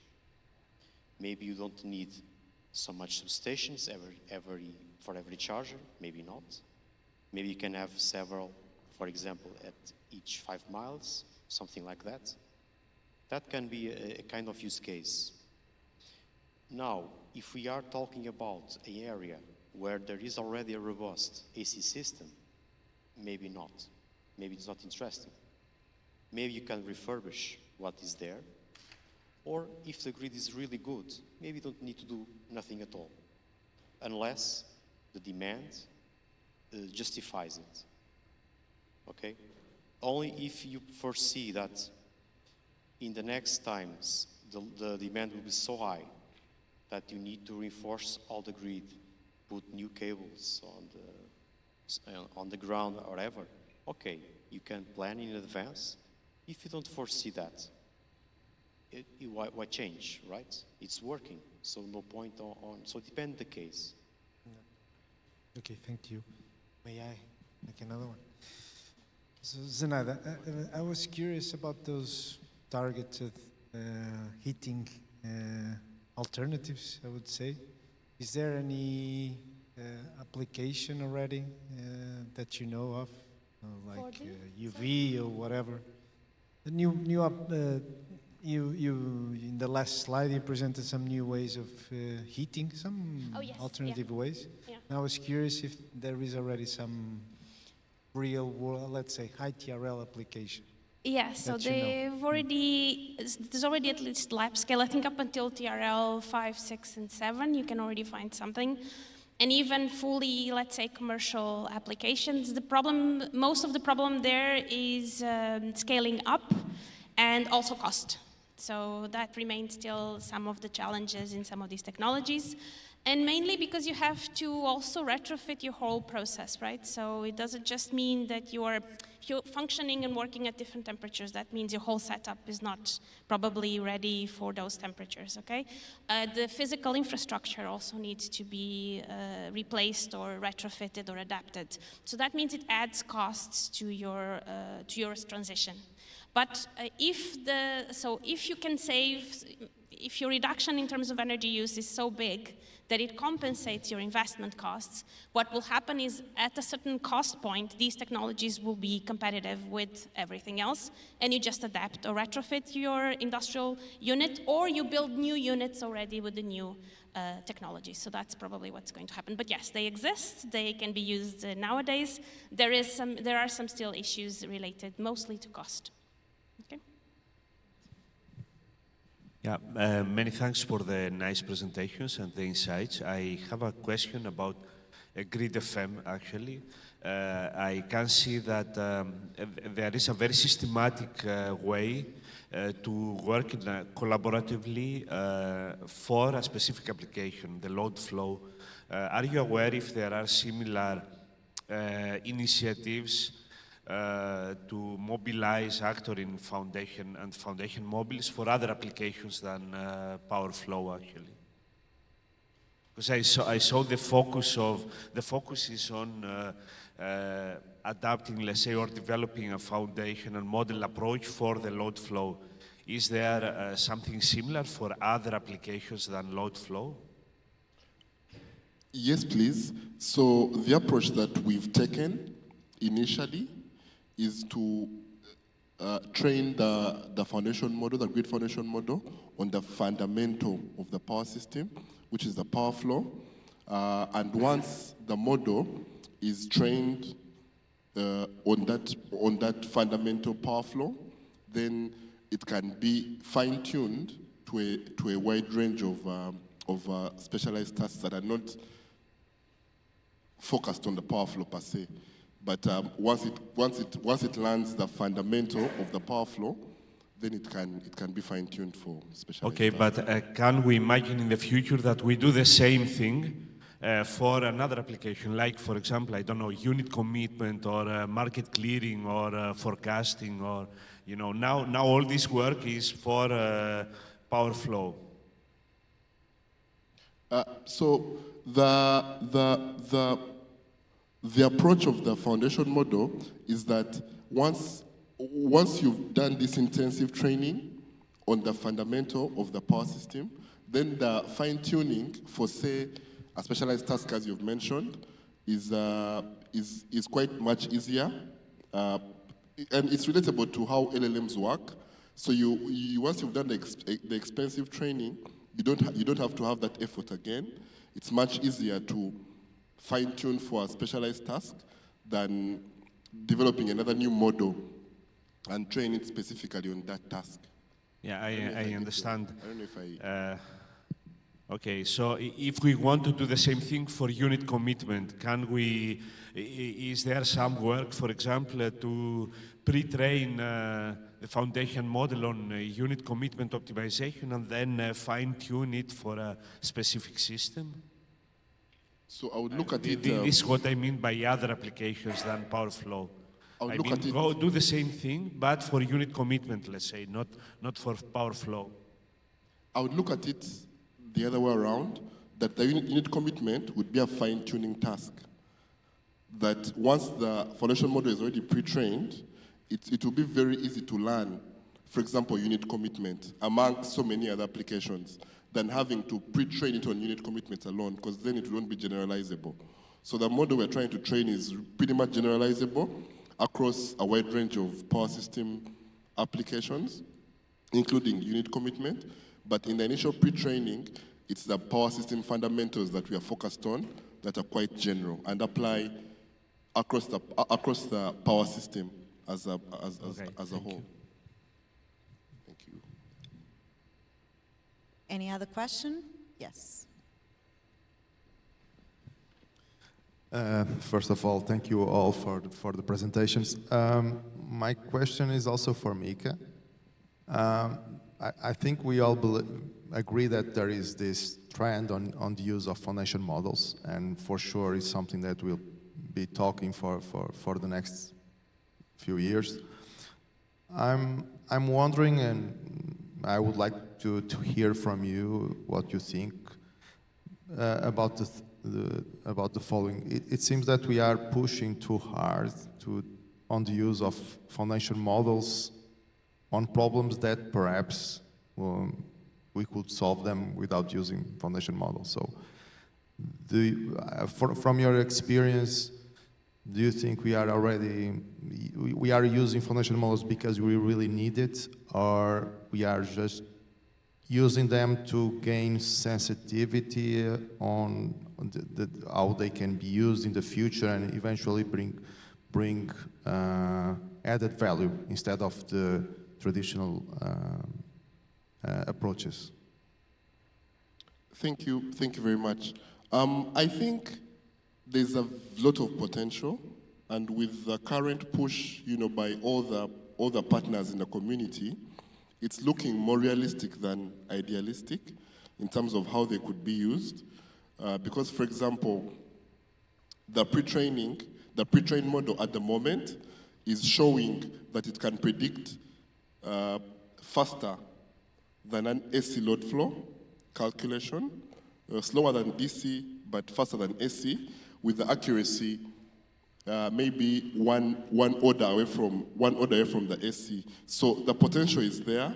It's just that there are challenges, as I highlighted earlier, around the data and around the expensive training. But when you have a longer outlook, say 5 years from now, I mentioned the analogy of the LLMs. 10 years ago, they weren't as prevalent as they are now, but now everyone uses them. It's a way of life. So I think in the future, in the very near future, power systems analysis will go away from very computational heavy methods to these prediction-based methods. And as I mentioned, the core is having the pre-training done extensively on the fundamentals of the grid, and then the downstream applications would be an endless flow depending on the user and the application. So I see a lot of potential. Thank you. Okay, so now I believe we can close the event, and to do that we will have João Peças Lopes, one of our former directors at INESC TEC, that will conclude our afternoon with a reflective talk titled Legacy and Future, highlighting INESC TEC's journey in the energy field and the vision for the decades ahead. Thank you. Okay, so good afternoon to all of you. I realize that I'm the only one between you and the happy hour, the food and the drinks that will come after. So I will try to be quick. And I want also to thank Zenaida because she, in fact, set the stage for what I'm going to say. Well, I would like to start by talking a bit about the recent evolution of the world's power systems. And I think it's clear for everybody that the 21st century is a century where we want clean energy, which means that you can see there some forecasts in total energy demand, and renewables are going to increase largely. In fact, they have increased up to 2024 already, and they will continue increasing largely in the coming years. And now I would like to pass to the recent evolution of the generation in Portugal, and to show you that, as you can see there, so fossil fuel plants have been decommissioned, and in fact, the amount of energy that has been produced has reduced along the years, and we have increased renewable generation, although we also have increased some imports, just because Spain produces renewable generation that is cheaper, and therefore we use it. Another interesting thing, and this is more or less the same what I would like to show you. So the fossil fuels are reducing in terms of installed capacities. So you can see that in 2021, the decommissioning of some coal-fired power plants, and at the same time, you can see that renewable generation is always increasing. And if we look at the evolution of the renewable generation in Portugal, and now you can see it goes up to 2025. It's a quite updated trajectory of what has happened in the last 10 years. You can see that we have increased considerably the installed capacities in Portugal, including hydro also, but especially wind power and solar PV, especially in the last 3-4 years. And this is just a glance on the daily generation diagrams per technology in September this year. Well, this is not a very good year in terms of the presence of renewable generation, because the hydro was a bit low. But anyway, you can see there that we have a considerable amount of renewable generation, and also very important, we import a lot from Spain, as I said, renewable generation at the hours where the price of the market is lower, which is exactly the hours of the day where solar PV generation is higher. Well, so if we look at what we can say the technical legacy that results from what has happened in the past years, we can see that for the system to be operated properly, we need renewable generation forecasting tools.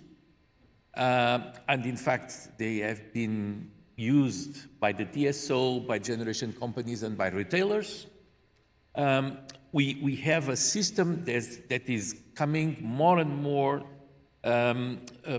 with the electronic power converters associated to the wind power plants and PV converters. Hydro pumping storage has increased considerably in Portugal and will continue doing so in the coming years. These are the forecasts. Also, for this to take place in a resilient manner, EU directives have been passed, and the requirements for generation, especially strict requirements for generation, have been transposed, especially in Portugal. They have been fully transposed and were enforced in the Portuguese transmission and distribution grid. So it means that all renewable power plants that are connected to these grids, they have to follow these requirements for generation. Quite interesting to see that renewable generation units are starting participating in the provision of ancillary services. Very, very recently, the Portuguese TSO launched a tender for these units, these plants, to participate in the provision of frequency containment reserve services. And also, it's clear, smart metering is already there. We have full smart metering installation in all Portugal, in all consumers. And this means that we are capable to exploit flexibility solutions from the demand side. It's really taking off. There are several pilots. And so we can really exploit this flexibility from several players. Very important for you to understand is the fact that the renewable power plants, they can participate in voltage control. And you can see there, these are the PQ diagrams that the large renewable power plants in Portugal, they have to follow. So it means that even when they don't produce active power, they can inject or absorb reactive power from the grid, such that in some situations, these plants, they can operate as static compensators, help controlling voltage on the grid. And the Portuguese TSO is doing so at the moment. And this is very, very important because the connection of these plants to the grid is subject to a very strict verification of the compliance regarding the grid code, and they only are allowed to be connected to the grid if they fully comply with those requirements for generation. And another important thing is that it is mandatory for these plants to provide this reactive power support to the grid. So it's not a service that is paid. No, it's a mandatory service in terms of helping the control of the voltage. And yet, on the 28th of April, we had a blackout. And this is just the situation that was happening in Spain on the 28th of April. You can see there the generation of electricity of power per technology in Portugal and in Spain. And you can see there that renewables were, in fact, playing a very important role on that hour when the blackout took place. But let's try to understand things, to take lessons from what happened, and also to see what are the opportunities that we have in front of us. So one of the things that was happening on the 28th of April was that there were very large fluctuations of voltage in the transmission grid of Spain, not from the Portuguese side, but from the Spanish side, such that in some cases they were even exceeding the limits of normal operating conditions. So as you can see there, this was a critical problem. Another interesting fact that happened on that morning is that the system has faced oscillations, intra-area and inter-area oscillations. As you can see there, frequencies of 0.22 Hertz and 0.65 Hertz. So in one case, oscillations with Central Europe, and the other case, some oscillations inside Iberian Peninsula. And what the system operator did was to follow the book. And so since they were controlling voltage also by connecting, disconnecting lines, connecting, disconnecting reactors, capacitors, and facts, and so on. So what they did, since they had about 11 HV lines, 400 kV lines out of service, they connected the lines, because in this way they reduce the equivalent reactance of the system, and so this increases the damping in the network.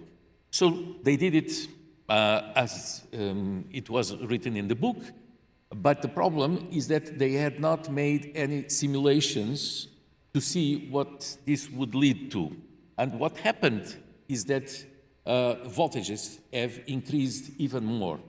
So, and in this case, there were very, very large overvoltages on the system. And what happened afterwards is already known, but this is important just to mention it, is that due to those very large overvoltages, some distributed generation started being disconnected from the grid, but also large blocks of generation corresponding to solar PV plants, especially solar PV plants, they were disconnected, started being disconnected from the grid. So in the first one was in Granada, southeast of Spain.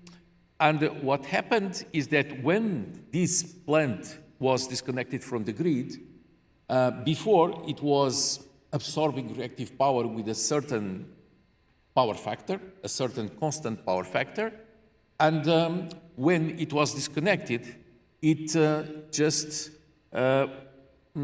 stopped absorbing that reactive power. It means then that voltages rised, and this provoked a new disconnection due to overvoltages of another solar PV plant.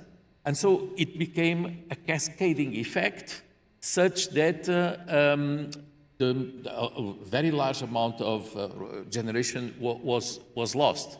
As a matter of fact, you can see there the way how voltage has evolved in the system. So, and these overvoltages were due to losses of generation, losses of solar PV plants, that corresponded also to reductions of reactive power that was being absorbed from the grid. So at a certain moment, what happened is that frequency started decreasing because it was missing some active power on the grid, and so the system was not capable to respond properly. So it means that frequencies started going down and down, and there was a certain moment where there was a loss of synchronism between Spain and France. And when that loss of synchronism occurred, so the interconnection was disconnected, and so the system evolved to the collapse. Well, so as I said, what has caused this large generation loss? Well, first of all, overvoltages. And those overvoltages, as I said, they provoked the loss of power that corresponds to small distributed generation on the grid, and also large blocks of generation that were connected directly to the transmission grid.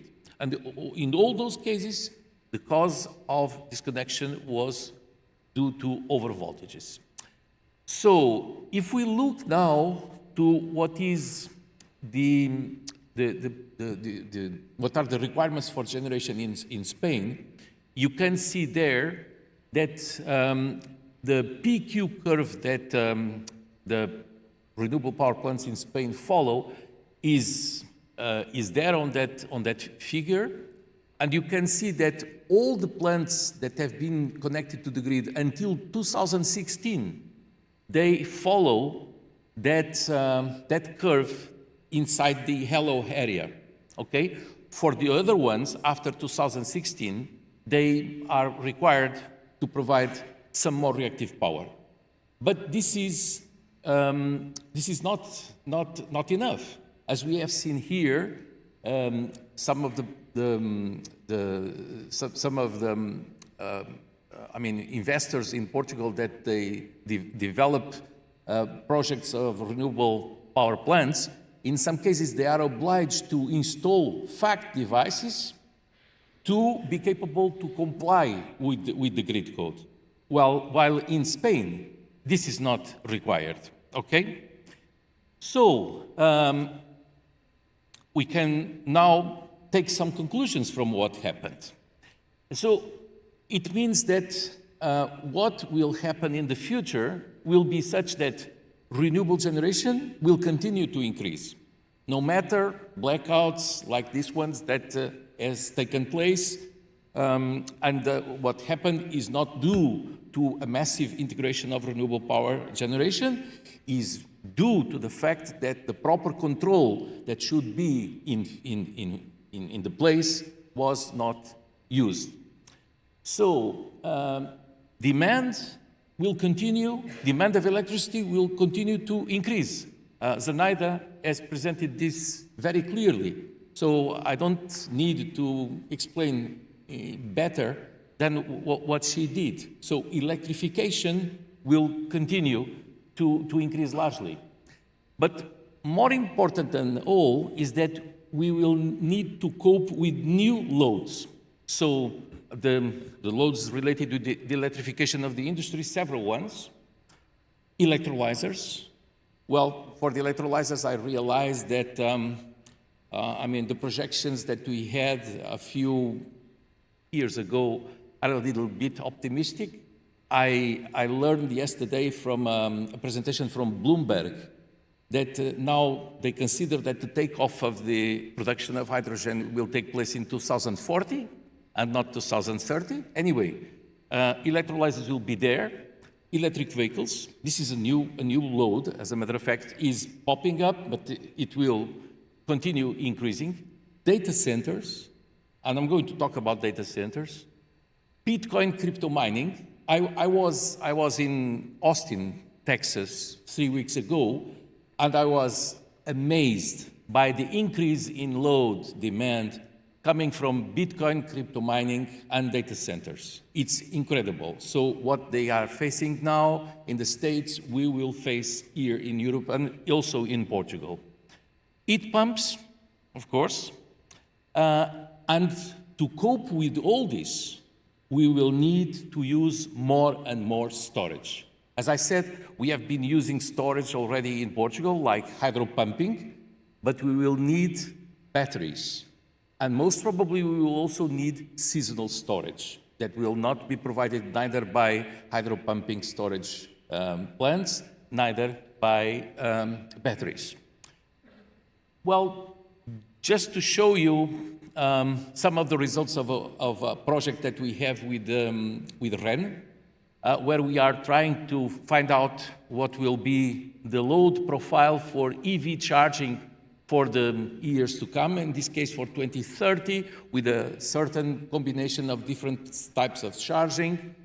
And very important also is the fact that this EV charging has a characteristic of flexibility and price response, also has the capability in participating in frequency ancillary services. This is something that needs to be exploited.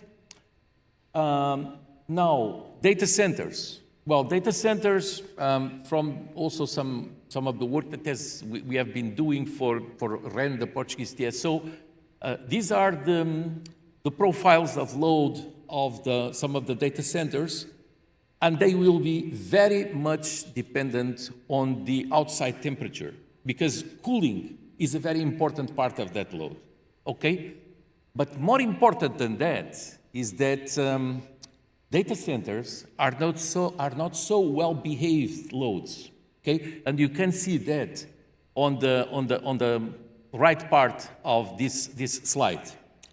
What is in there is just showing the way how demand in data centers may evolve in time due to the fact that, for instance, those data centers that are associated with AI tasks, they are doing processes that are synchronized, and they use thousands of GPUs. And the load of those thousands of GPUs is such in the training processes that provokes a large increase in demand. And then they stop, they exchange data, and they restart again, and they do those cycles that will lead to these large variations in demand. And in Texas, this is also something that I brought, I just realized when I was in Austin 3 weeks ago, is that it's quite interesting to see from that FFT analysis is that at about 1 Hertz, we have a frequency of about 1 Hertz where this phenomena is more often, is taking place more often. So it means what? It means that these data centers, in their operation, they may excite natural frequencies of oscillation in the power system, and they may bring instability to the operation of the grid. So we need to think about how to cope with that, and this means that we need to use solutions like to install supercapacitors or in the data centers or large batteries, but also we need to look on the way how this impacts the stability of the system and the control loops of the stability of the system. But it's not only that. Data centers may bring additional problems to the operation of the grid. One of the important things to require for the future is that we will need to impose fault right-through requirements to some of the loads, large loads especially, like electrolyzers, like data centers. I can tell you that also from my visit to Austin, I realized that they mentioned that there was a few months ago that they had a problem in the grid with a short circuit, and they lost a big data center. And what happened on the grid is that this provoked an overshoot in frequency because they lost a considerable amount of load. So it means what?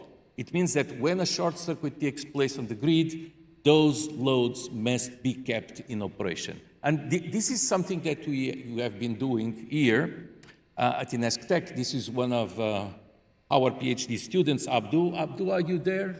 I don't think so. Okay, but so this is the PhD work of Abdu. He's doing the work with me and Rui Araújo.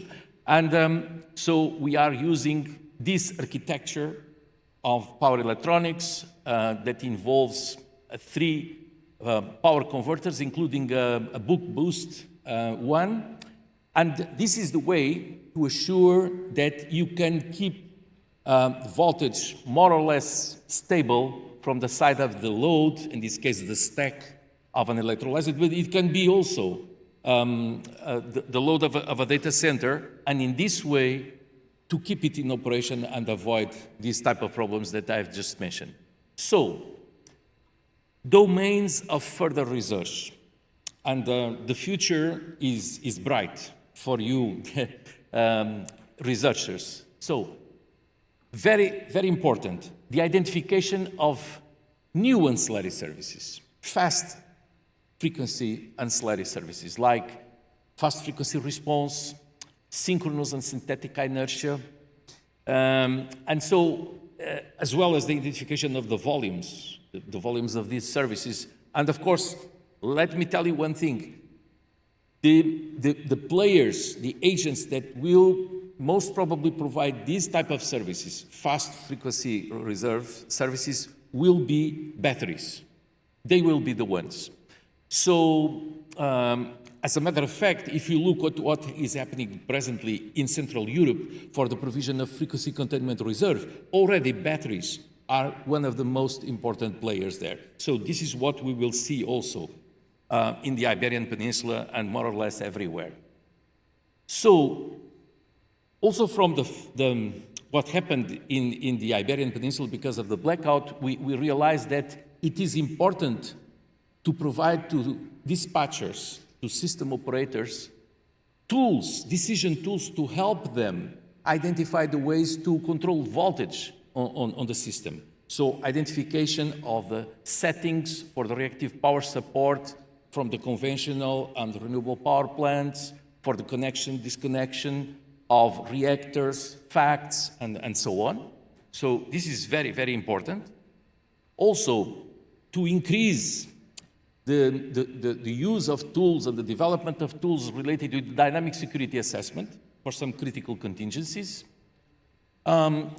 Coordination with advanced control functions provided by wide area monitoring control, like for the cases that I just mentioned related with those oscillations, small signal oscillations in the Iberian Peninsula. So these devices with PMUs, they are the ones that may provide this type of advice.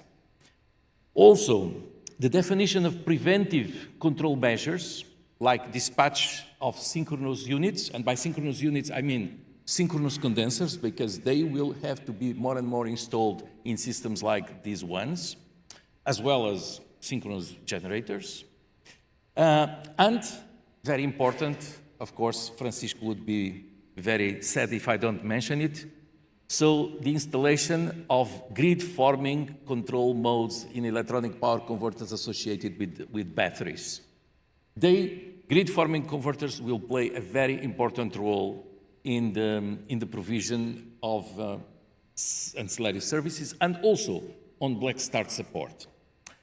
And from what all we have seen today, we see that if we have data is central, key, and the key is key for the success of what everything we will do in the coming years.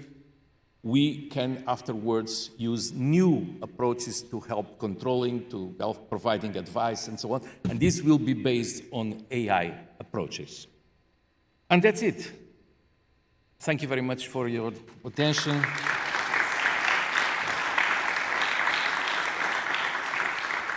And of course, if you have any question, although it's already too late, I understand that, but I will be happy to try to answer. No questions? You asked. Okay. So. Thanks, João, for the very nice presentation. Just a question about data centers. There are some academic works that speak about the flexibility of some data centers. Is this a reality, or is an academic buzz to make papers? Because from what the discussions we had really with data center managers, etc., they are not at all willing to play this game, actually. Yes. Just because why? Because the flexibility remuneration is low, and they are not really, there is not a real perspective to make revenue compared to the revenues they have with their own business. Well, it will depend on the type of data centers. But for instance, I saw also in Texas that the ones that are, they may not be data centers, but all the computing work related with the crypto mining, this is very much capable to respond and is very flexible and is price responsive, very much. And they even showed the way how it is responding presently already in Texas. For some of the AI data centers, it may also happen that if you are capable to identify some tasks that can be delayed, training tasks that can be delayed in time, then it is also possible to get some flexibility from those data centers. But it's much less than in crypto mining demand. And that was the question, yes, right. Thank you. A very brief question regarding as you know, Elergon works more inside of the customer, right, behind the meter. Yeah. So we are discussing with REN the provision of MFRR. So we are discussing aggregation of several consumers to deliver the service. What do you think is the market share or the weight of demand side versus utility side? Well, this is a good question, and I don't have an answer for that. But the fact is that the possibility is there, and for sure it will be exploited, but I believe that the lessons that will come up from the pilots that are being launched will define those shares of participation of either generation or demand. But I don't have an answer for that yet. Okay, so one last question here. Thank you, Professor. Well, while you were describing and explaining the blackout, at least giving a general overview, for sure you didn't enter in too much detail. I was thinking about the following, which is, you said exactly that the system operator in Spain followed the book, and then we also have been hearing about having more assets capable of providing reactive power, like synchronous compensators and so on. But my question is, would it have been possible to avoid the blackout when it occurred, considering the assets that were connected on that day? Because I know that you have been involved in several studies about this, so perhaps most likely you know the answer, and I'm really curious about it. Well, you know, my opinion is that the main reason behind what happened is an obsolete regulation that is in place in Spain. So, in fact, what we can see, what you can understand, is that the European regulation regarding requirements of generation was not fully transposed in Spain, while in Portugal it was, and is fully enforced in Portugal. So, if you ask me that with the existing limitations, if it was possible to avoid the blackout, I would say yes, provided that more means of controlling voltage and reactive power would be in operation. As a matter of fact, there was something that I have not mentioned, that is, so in Spain, the system operator, what they do is that when they close the market, they are going to see what technical restrictions need to be met for the next day, and after, from those verifications, they decide what additional generation, conventional generation even, is required to provide that capability of control. And so they have, for instance, identified that it was necessary to have a combined cycle gas power plant in the south of Spain for that day. And that plant was dispatched. But the problem is that on the evening of the 27th, that plant had a fire. And so, the owner of that plant informed the TSO that that plant could not operate on the day after. And the system operator has done nothing. So they thought they could operate the system even without that plant. So I would say this is a fact. I would not like to make any further, considerations, as you may understand. Okay. Thank you very much, Professor. Okay, so thank you all for being here in this second edition, and now I will invite you to go downstairs for a cocktail. Very important.